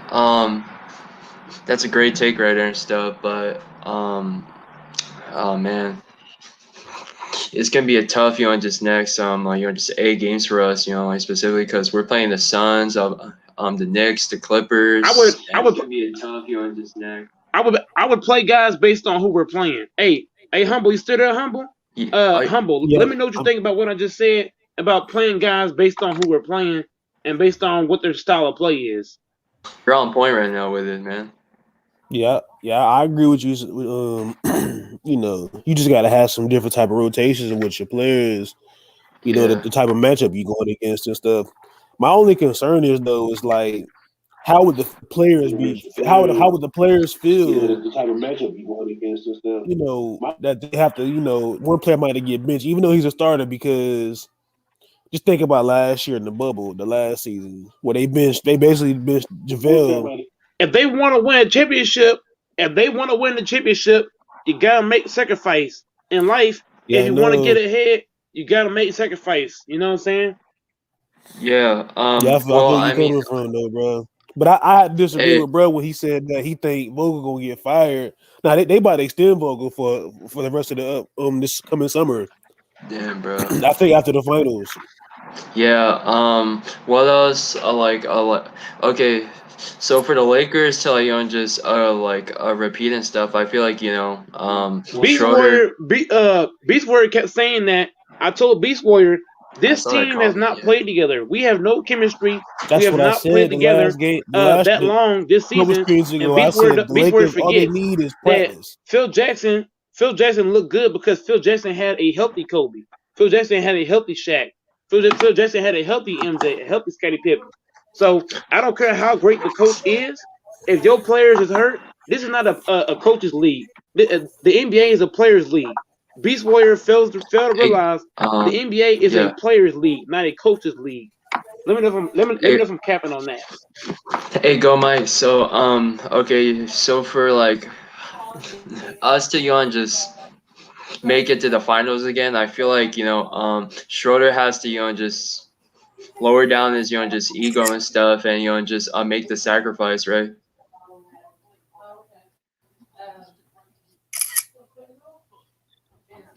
Who's taking a picture right now? Yeah, Dennis. Yeah, big facts, Red Pill. Big facts. Yeah. Dennis Schroeder needs to come. He needs to come off the bench and just be that scoring punch off the bench. Yeah. I think personally, Dennis Schroeder, Montrez, and Andre Drummond, that'd be a big three off the bench. Schroeder, Montrez, and Drummond, that'd be a nice big three off the bench, in my opinion. Because then when LeBron and AD go to the bench, now you bring in Drummond, you bring in I think Andre Drummond can dominate because this season I've watched Andre play. Andre Drummond always dominates against the backup big man. Whenever Andre Drummond plays against a backup big man, he dominates. I believe that Andre Drummond, if he come off the bench, Andre Drummond can dominate any backup big in the NBA. So Andre Drummond, Montrez, and Schroeder, Dennis Schroeder can dominate the backup point guards. Andre can dominate the backup big man. Let me know if I'm capping that, y'all. Let me know, y'all. It's true. I mean, basketball and stuff is just all about the matchups and stuff. Hey and fellas, I'm gonna go and hop off this live. You know, we got a weather. What do you think about that, Humble? What do you think about that, Humble? Oh, I agree, bro. You know what I'm saying? You know, I think it will motivate Drummond, you know, to play harder since he's been benched and stuff like that. You know, it would give a sense of motivation for him to even play even harder and, you know, play to his best, you know, his capabilities and stuff. But I'm not gonna be here for too long. I know we got a severe thunderstorm here in my area. You know, thunder and lightning. So I'm gonna have to hop off this here in a little bit. So salute, my man. Take care of your family, dog. It's all good, dog. It's all good, bro. Yeah, man. You know, the weather getting bad. So Where you staying at, Humble? Where you staying at, Humble? I'm in South Carolina, bro. Oh, South Carolina. Oh shit. Damn, bro. Yeah, man. Carolina boy. Hey, best of luck, my man. Salute and blessings to you, bro. Salute, my man. Damn, you in South Carolina? I got a brother out there right now. I got a brother in South Carolina, Humble. Oh, what part of South Carolina he in? What part of South Carolina he in?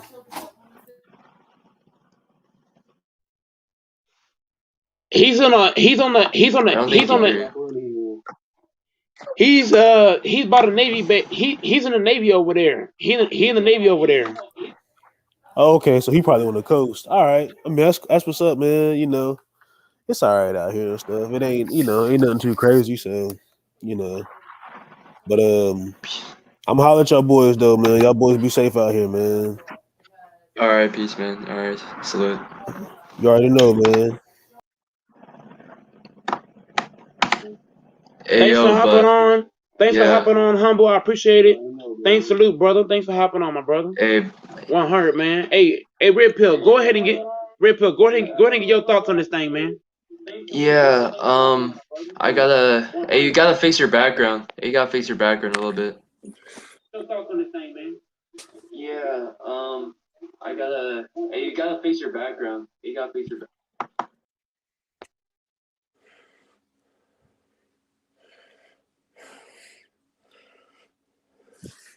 Hey, Marcus Spikes. Marcus Spikes. Let me know what you think. Let me know what you think about what I was saying about playing guys based on who we're playing, and also let me know, Marcus Spikes, about what you think about when I said that Andre Drummond should come off the bench, because Andre Drummond, when I watched him play this year, Andre can dominate against any backup big man, because when I watched Andre play this season, Andre has dominated every backup big man. So I think Andre should come off the bench and just dominate the backup bigs. And I think Dennis Schroeder was dominating backup point guards when he played for the OKC Thunder. I think Schroeder and Andre could dominate the backups, so they should come off the bench. Let me know what you think about that, Marcus Spikes. Most definitely. They said, I think Schroeder's out for a couple games, though, too.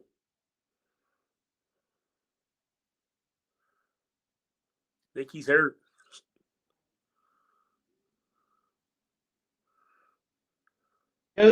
Yeah. Schroeder is out.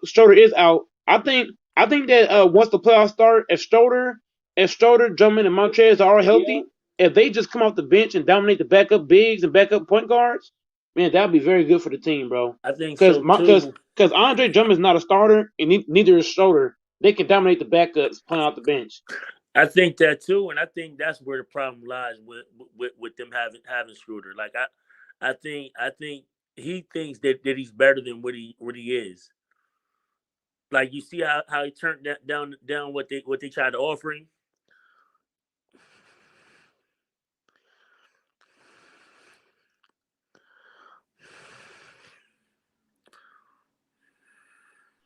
Yeah, I saw that. He turned down that contract. That But Dennis Schroeder better realize something right now. Dennis Schroeder should just hold on. 1 second, bro. 1 second. I got a scam call. Hold on. Okay, so that's all I was saying. I think that Dennis Schroeder is overlooking what he did. When Dennis Schroeder played with OKC, Dennis Schroeder came off the bench. So what does that mean? Whenever Dennis Schroeder came off the bench, he was dominating backup point guards, not right, starting point guards. right. So that's why Dennis Schroeder thinks that he does this and that. But look, if I was the head coach Frank Vogel, I would show Dennis Schroeder all the tapes of the guys he dominated. I would show Dennis Schroeder the guys he Facts. dominated, and I would explain to him why he should come off the bench by Facts. showing him film of the guys he dominated. Say, look, man, you went against a backup point guards and dominated. You should come off the bench. Come on, Dennis Schroeder. And Andre Drummond, the same thing. I would show the tape where he dominated backup bigs, why he should come off the bench. Bro, if I'm the coach, I don't even got to show you tape. This is what it is. If you don't want to abide by, then I don't know what to tell you. Period. I'm the coach. You the player. If you ain't no superstar, if you ain't a LeBron, you ain't no AD. Listen, you have to fall back. What is your resume again? You got any final? You got any all star appearances like that? You like what is your resume? Any championships? Any rings? You ain't got no resume. Shut the fuck up. Period. Like I don't know what's going on with Schroeder, man. Like nigga, you're not that great, man. You good. You a decent guard, a decent point guard. But you're not Steph Curry, you're not Kyrie Irving, you're not them dudes. So stop acting like it.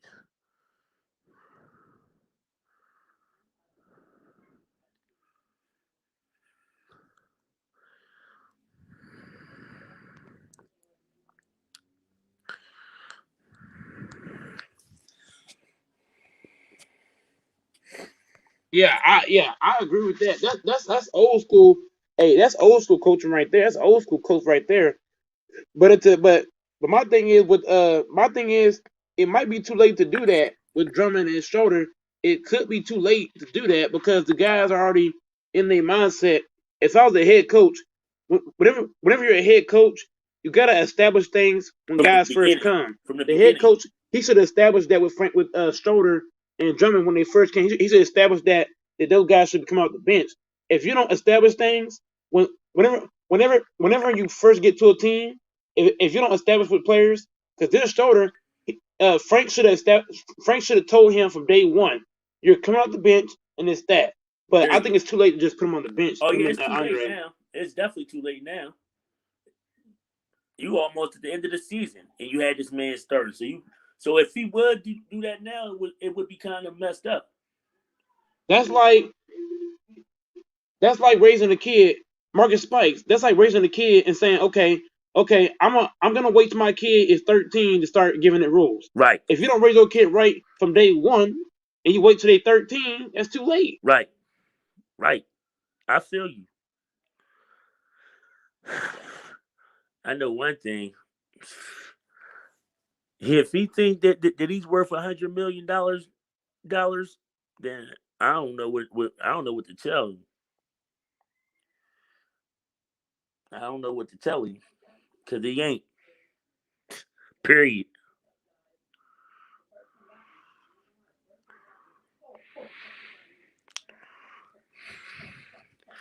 For me, I feel as though you got to establish some type of routine. You have to have been able to do something within your career.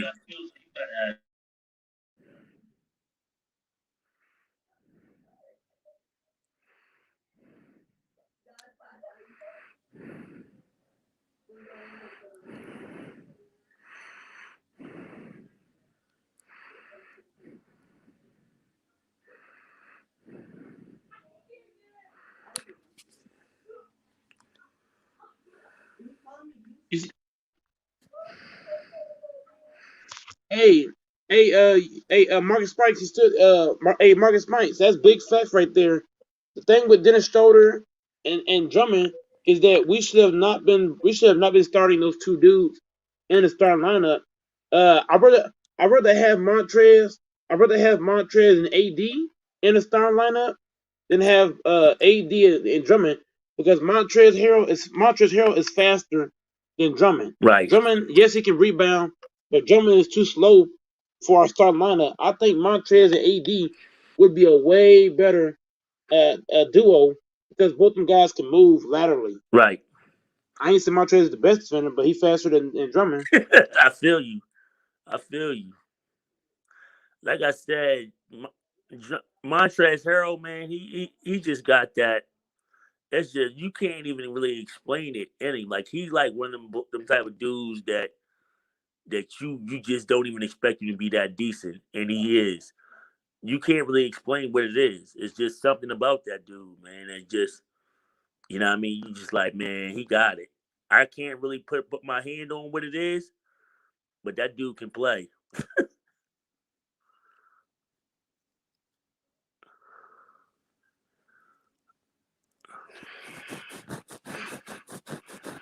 And I think also Marcus Spikes, uh, also in my opinion, I also believe that LeBron should operate from the post. I think LeBron James should operate out of the post because when LeBron plays out of the post, he don't have to dribble the ball as much. LeBron's a great passer out of the post. I think he should go in the post and operate out of the post. And then also, I think also LeBron and whoever the point guard is, they should run Andre in the pick and roll and get Andre rolling to the basket.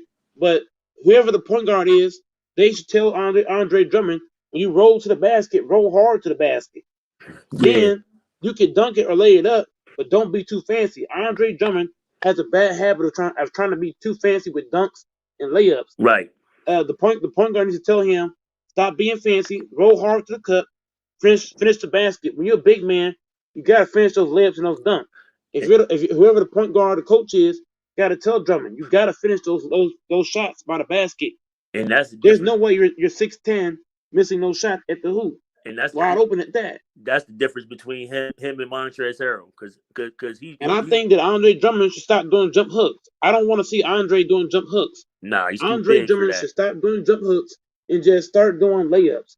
Andre Drummond should do only layups, no fancy dunks. I don't like Andre doing jump hook. Andre's jump hook game sucks. I don't like his jump hook. Right. He need to stop doing that. Right.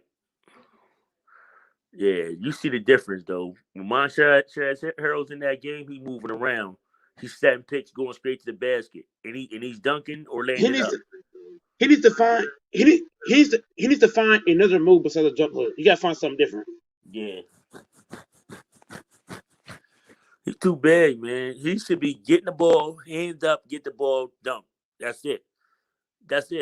You don't need no moves, no nothing.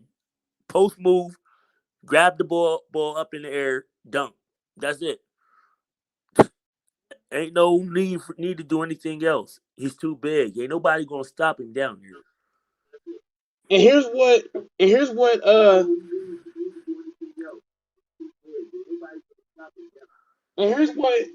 Drummond don't do. I'm finna show you what Drummond don't do. Drummond needs to do this strictly. Some Drummond don't do. When Drummond gets the ball, I'm about to show you. Drummond gets the ball, right? He needs to demand. Before he gets the ball's over here, right? The ball's over here. I don't know if you can see that yet. I'm a little behind. The ball's over here, right? Okay, let's say before I get the ball, I need to get low post position before getting it. Because now I ain't got to do this. I just get it. This. Listen, the ball shouldn't even touch the ground, period. No, there's no need to do all this dribbling trying to get pole position. No. Get the ball, get low pole position, then get the ball, lay the ball up. Easy bucket. That ball shouldn't touch the ground not one time. Get low pole position, then get the ball up. Easy bucket. Easy bucket. Every time. Every time. But get your position first. Get your position first. Your local position. Get it? Lay it up. Boom. Every time. But get your It's all day. Ball should never touch the ground at all.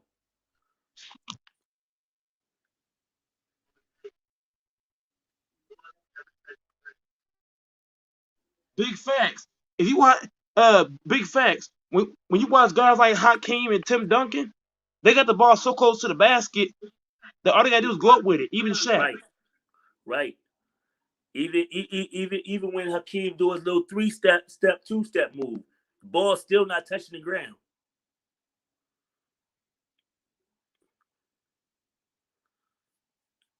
Make his move and then boom, whatever he gonna do. Footwork. Big facts. Listen, you should not be taking 25. You should not need 25 dribbles and 25 steps to get one bucket. You should be able to take no dribbles, take 2 steps to get a bucket, man. Boom. Big facts. All day. Footwork is the key to a big man. If you ain't got no footwork, you ain't no big man. Period. Some of the best centers in the league had great footwork. Kareem Abdul-Jabbar. That's big facts, Marcus Spikes. That's big facts. Andre Drummond has bad footwork, and Marcus Spikes. Andre Drummond does a bad job. He does not demand low post position. You should always, as a big man, you gotta demand low post position before you even get the ball. You gotta establish your position before even touching the basketball. Then when you get the ball, you go with no hesitation at all. But Drummond does a bad job of demanding low post position before getting the ball. Same for AD. AD and Drummond, they allow defenders to push them from the basket, and that's not big man basketball. Listen, when you a big man and you demanding that ball in the post, then your defender should be down there out of bounds. So when you do turn to hit that layup, they're not even nowhere near getting a block because they too far out. You got to use your body.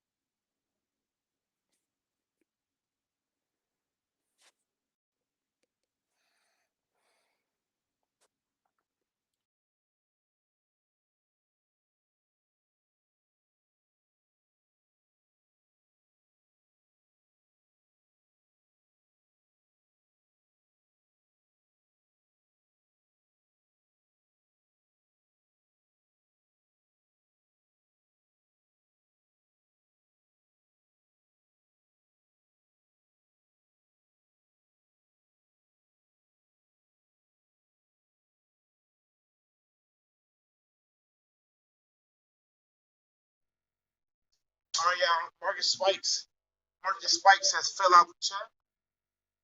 But look, I'm about to show y'all something.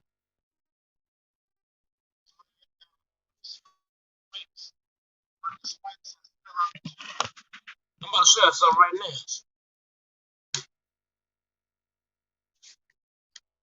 I don't know if y'all can see me or not. Let me see. I can see me. Show y'all something right now. Okay, right here. Look, get the ball.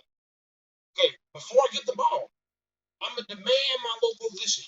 I'm gonna demand my spot. Now, this move right here in basketball, you can hit anybody with this basketball, it's gonna work. Huh? Let's see.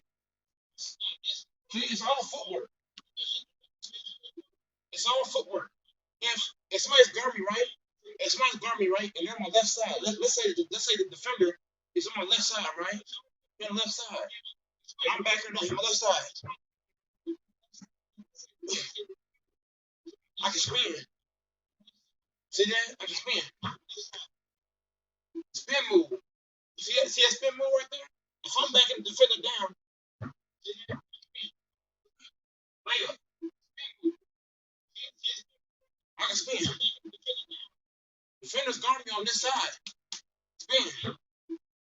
Let's say I'm on this side, right? On this side. Defenders over here. I can spin this way too. I can spin this way. I can spin left or right. Left or right spin, either one. Let's say this. Let's say I'm the big man, right? I take a dribble. I stop. I can pass it out, reset, get it back, put it in. So if I get the ball big man, I take a dribble in the post. He stops me. I can't go nowhere. Throw it out, reposition myself, get it back, dribble it, layup. Throw it out, get it back, lay it up. Easy basketball. So you gotta have a high IQ to know this. Then you got top of that, you gotta understand how much time you have in the paint. When you're a big man, you only got 2 seconds in the lane before a second guy helps over. So you get the ball, you attack. Now you can't lower your shoulder. Can't lower your shoulder on this play. So you have to make sure to keep it decent.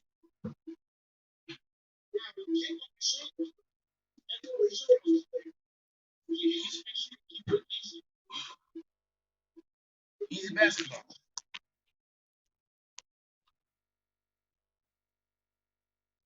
You see? So that's why I say Andre Drummond has the better job of just lowering, just not lowering your shoulder, but knowing you gotta understand.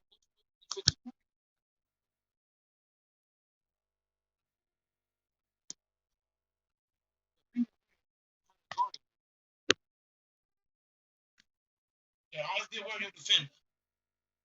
Is he playing your left side, right side? You gotta be aware. Then before you get the ball, you gotta make sure you got low post position in the paint. And Drummond gotta make sure he does that. He gotta do a better job of having low post position. You gotta be smart, man. Basketball IQ, man. Basketball IQ. You gotta demand the ball in the post before you get the ball. Drummond, let me show y'all in slow motion. I'm gonna show y'all what I'm talking about. I'm about to give a whole breakdown. Links in the chat. Anybody can hop on the chat room. I'm about to show y'all what Andre Drummond needs to work on. I'm gonna show y'all what he does in games. Let's see.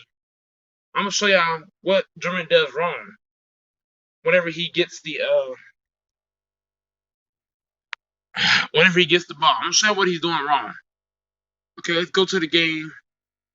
Lakers and Raptors. Okay, I'm about to show y'all a prime example of what Drummond does wrong when he touches the basketball. Y'all gonna think I'm crazy, man. I'm about to show y'all. This ain't no joke. This is real, man. This is hard work and dedication, baby. Let's see. So the game is. Hold on, y'all. Give me just a moment. I'm gonna show y'all here in just a second. I'm gonna find a play to show y'all. Let me see. Ball swing, KCP, the Drummond, no, LeBron, looking, Drummond, layup. I'm gonna try to see that play again. I'm gonna play that in slow motion. This is what Drummond needs to do. Look, I'm gonna show y'all. Look, I'm gonna try to see it again. Look, hold on. Look. This is what Andre Drummond should do every play. Don't take 1,000 dribbles. Just make your move. Watch this play. Watch this play by Andre Drummond. This is good basketball.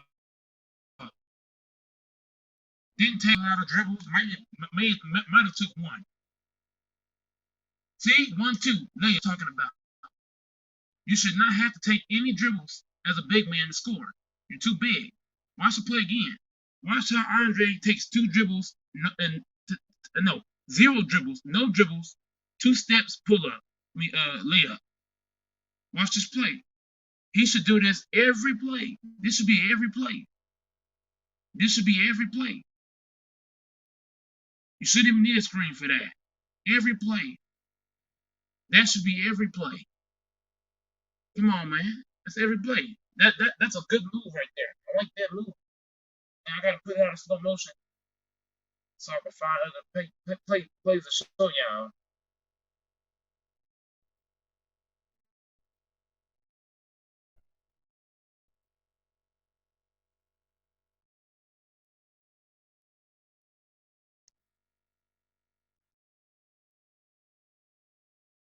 I'm putting it in slow motion so I can show y'all what just happened.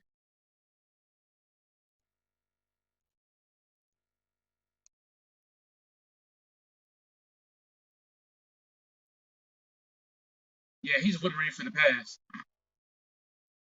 Yeah, as a big man, whenever you're in the paint as a big man, you have to always look for the basketball. That's another play right there.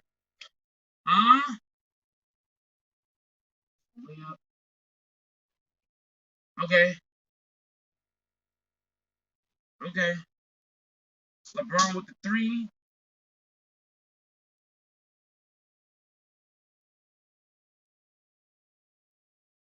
Okay, I'm about to break this down.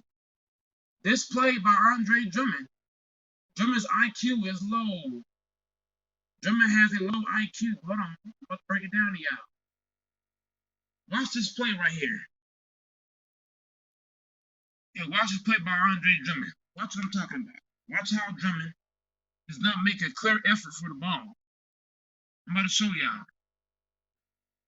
No, I don't want to see this play again. No, it's bad. It's bad basketball. Bad basketball by Drummond. Drummond, that's bad basketball. You should not have to. You should not have to do. Yeah, Drummond. Yeah, that's the play I wanted to show y'all. Watch this play by Andre Drummond. No, what's wrong with the play? I'm gonna show you the play with Drummond where he just ran over the defender. Come on, show me the play. Right here. Right here. Look. Look. He's too far from the. Hold on. Right there. Look how far he is from the basket. Somebody look at that, bro. Look how far Andre Drummond is from the basket. As a big man, he supposed to demand your low post position before getting the basketball. Andre Drummond did a bad basketball play right here. He should have sealed this man by the basket. You should always, as a big man, you gotta seal your man by the cup. Then you call for the ball. Andre called for the ball, and Andre is way too far. Well, I'm wanting to take back time. I'm trying to see how far he is from the basket. Whenever Andre called for the ball, look how far he is from the basket. I'm gonna let y'all see. That ain't it. It's the next play. The next play you're gonna see it. The very next play you're gonna see it. The very next play. You're not gonna see it on that one. But it's coming. Right here, right here. Look at how far he is from the basket. Right here. Look how far Andre Drummond is from the basket. Now look. Now look. Look, if Andre Drummond, hold on, oh damn. It's so hard to find this clip, bro. I'm gonna show you what Andre should have did. I'm gonna show you what he should have did. Now, it's not this play, but it's literally the next play. I'm sorry, y'all in the chat, man. Y'all look like, come on, show me the play again. I'm gonna literally pause it right here. Boom, right here. I got it this time. So look, press 1 in the chat. You gotta see where Andre Drummond is. Now Andre Drummond is outside the lane. Now Andre Drummond, what he should have did was the defender is playing Andre on his left side shoulder. What Andre should have did, Andre should have spin baseline. All Andre had to do is spin baseline. Press 1 in the chat if I'm capping. Press 1 in the chat if y'all think I'm capping. Andre should have spun to the spin baseline. He should have spun to his right shoulder, lay the ball up. Why are you doing it? Andre Drummond is not a face-up scorer. Andre Drummond is not good at facing up and scoring. Andre could have took one dribble, spin baseline. He could have spun right here. Look. He could have spun around. Andre could have went baseline right here. All he had to do was take one dribble, spin baseline. 1-2, 1-2, layup. If he spins baseline right here, it's an easy layup. But instead, he decides to face up. Andre is not a face up scorer. He's a back to the basket. So he should have took a dribble, spin baseline. Why Andre didn't go baseline right here? Let's go to the next clip. You gotta have an IQ, man. See, bad basketball. See, if he had spun baseline, he would have had more room. But instead, he runs over the defender, draws the charge. Bad offense by Andre Drummond. I'm playing the whole thing in slow motion. Andre gets the ball. Go up. Yep, I like that. I'm gonna rewind that back.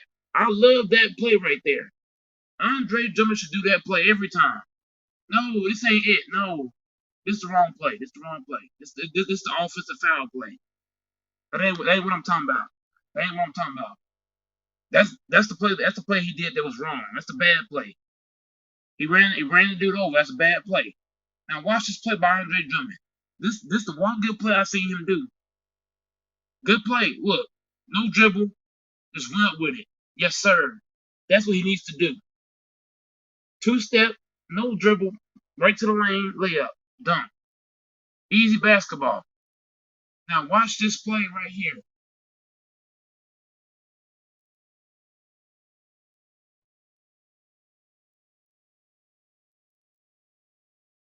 Caruso goes up. Great pass by Goat James. But this ain't about Goat James right now. This is about Drummond and his IQ of the game. Let's see. AD demanding post. Throw it up. If you're Kyle Kuzma, your IQ is low.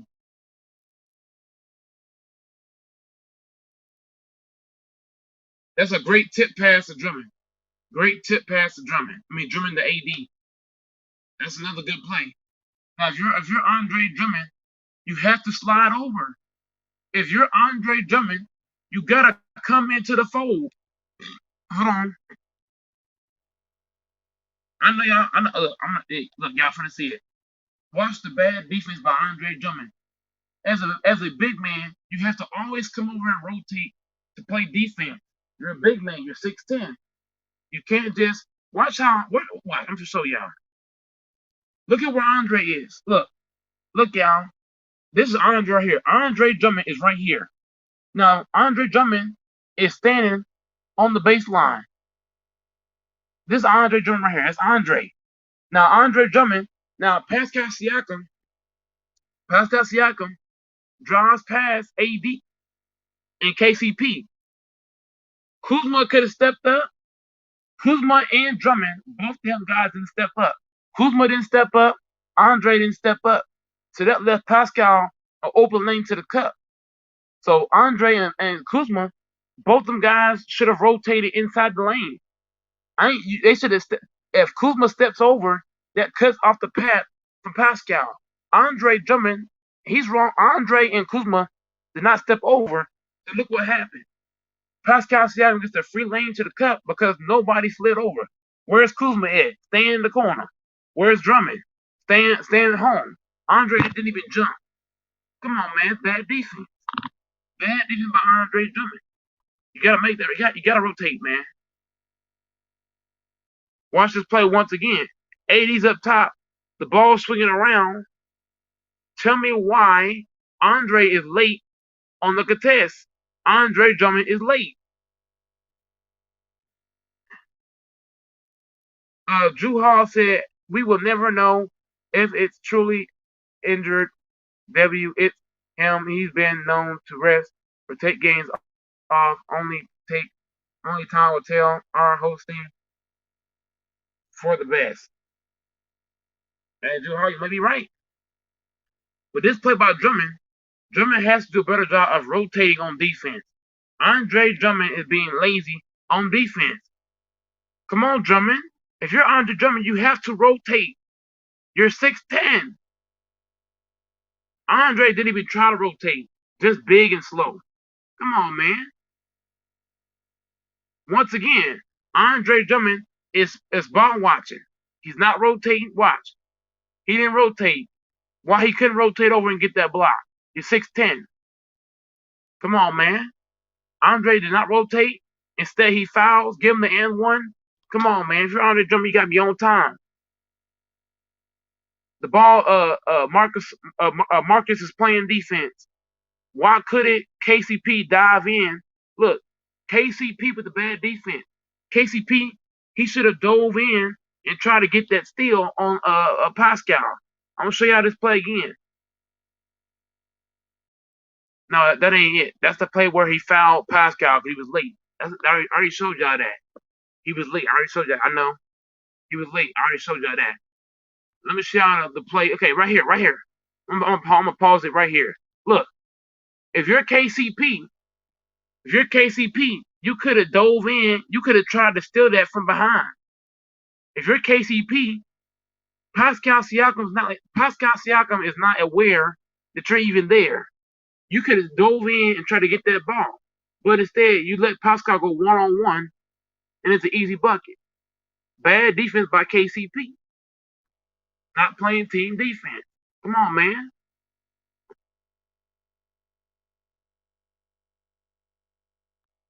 And if y'all think I'm capping, I'm gonna show y'all. I'm gonna show you.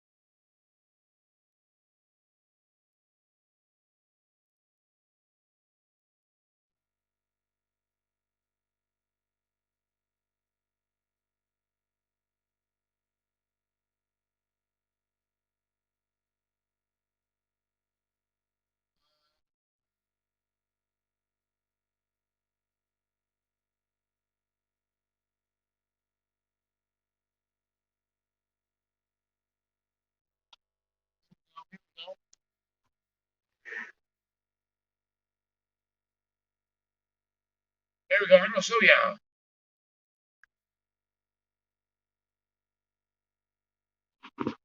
I'm about to show y'all the defensive rotation. Sorry, y'all got the lawnmower in the background. Y'all probably can hear that. Yeah, Tiana Jones, you're right. Tiana Jones, you did tell me that. Now watch. No, it's not. That's not it. It's not it. That's not. That's not what I need to show y'all. Hold on.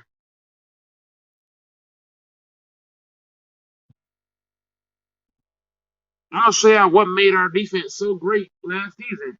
Look, watch our defense this season. Hold on, I need to play this full motion. I can't play this. It's too slow. Too slow. Come on. Look, this one made our defense great. Look, look at how everybody's rotating. Look, watch. Everybody's rotating on defense. Watch. Watch. Look at this defense by Lakers, man. This was last year's defense. Everybody's rotating. Everybody's hustling. We're not to 3-point line. This is what we're missing. The team's not giving a hustle. Look at that hustle, man. Everybody's hustling. Everybody's moving around. Bucket. Let's get wet like water. Come on, man. This is what the team is not doing this season, man. This team ain't hustling. Defense is hustle. It's effort. Look at that hustle, man. Look at the hustle. Everybody's hustling. Everybody's rotating. Look, come on, man. Everybody's hustling. Look at that. Everybody blocked the shot. Everybody blocking the shot. This is last year's Lakers team, bro. Everybody was hustling.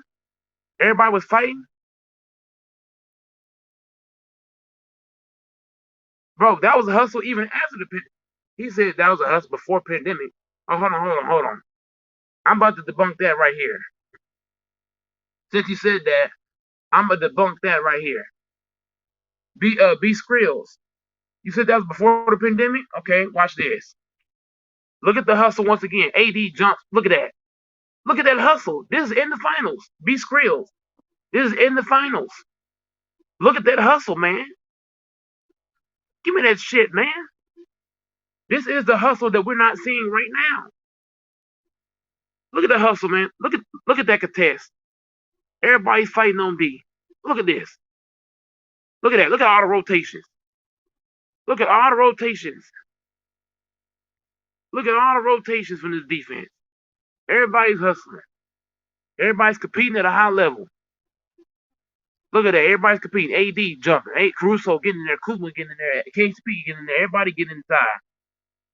B Skrill said they should have kept the same backcourt from last. No, this ain't about this ain't about backcourt. This is about effort.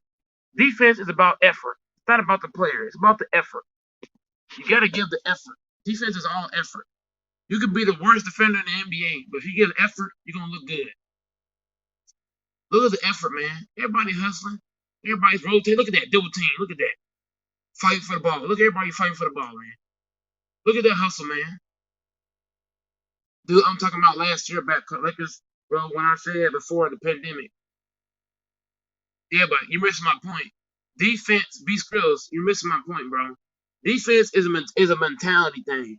Defense is an effort. Defense is your effort thing. You forgetting about that. Defense, I ain't the best one-on-one defender, but I'm gonna give effort. I'm a hustle. Let me see. I'm about to show you a prime example. I ain't the best defender at all. I'm actually one of the worst defenders in the whole world. But because I give so much effort, I'm gonna look good on defense just because of the effort I'm gonna bring to the table. I ain't the best defender, but I'm gonna give a whole lot of effort. And that's what you see. Even on plays like this.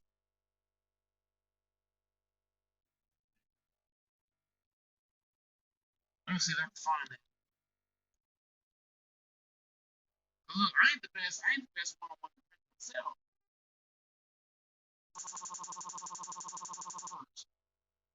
You see, I'm preaching effort. Defense is about how bad you want to be. That's what basketball is, man. Patrick Beverly ain't the best defender, but they give a whole lot of damn effort. See, watch this play right here. Look, I'm gonna show you this play right here. Look, I ain't the best one-on-one defender, but look, it's effort, man. It's effort. Look how far I was out to play. Look at this. It's effort. Hustle. Effort. Defense is all effort. Look at this. All effort. I ain't the best one-on-one defender. But it's effort. It's about what factor. You know what I'm saying? Andre Drummond and these guys, they don't want it, man. But I'm gonna take a slight break. I'll catch y'all later, man. Shout out to everybody who joined on the panel in the chat. Let me give a couple of shout outs before I exit the room. This was a great show. The first show. I'll be going live for the Lakers game tonight. I will be live for that game tonight. Denver and the Lakers. Lord Gamer said, "Oh, I already read that." Shout out to Mills Moolah. Shout out to Beast Warrior. Shout out to Joban 27. Shout out to Guy Willard Brown. Shout out to you, man. Shout out to Ghost 2000. Shout out to MB Let's Go. Shout out to Hitman X. Shout out to Ghost 2. Well, I already said that. Shout out to Ray. Shout out to Big Chad. Shout out to Lord Gamer. Shout out to Ray Durazaro. Shout out to Bad Boys for Life. Shout out to Beast Warrior. Shout out to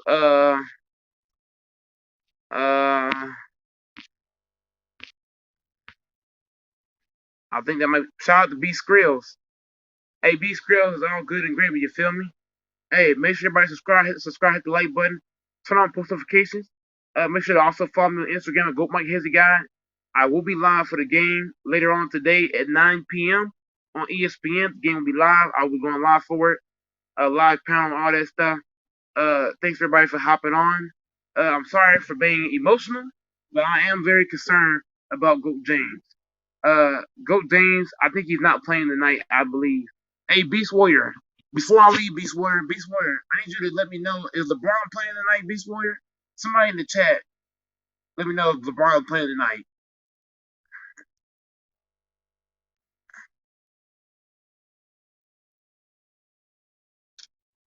Hey, B Skrills, I appreciate that, man. B Skrills, I appreciate that, man. Gotta stay safe. That's a big thing with the pandemic and shit going on, bro. That's big, bro. That's gonna be huge. But I'm gonna hit y'all later tonight for the Lakers game, man. Y'all stay safe, stay blessed, stay positive, stay motivated. Thanks for supporting the channel, man. LeBron's out. Okay. B Skrill said LeBron is out. So it's gonna be a tough game. But we're gonna see what's happening. Anything is possible. So for your boy Go, I'm out. Deuces. Shout out to everybody for joining the panel or the chat. Appreciate it. 100.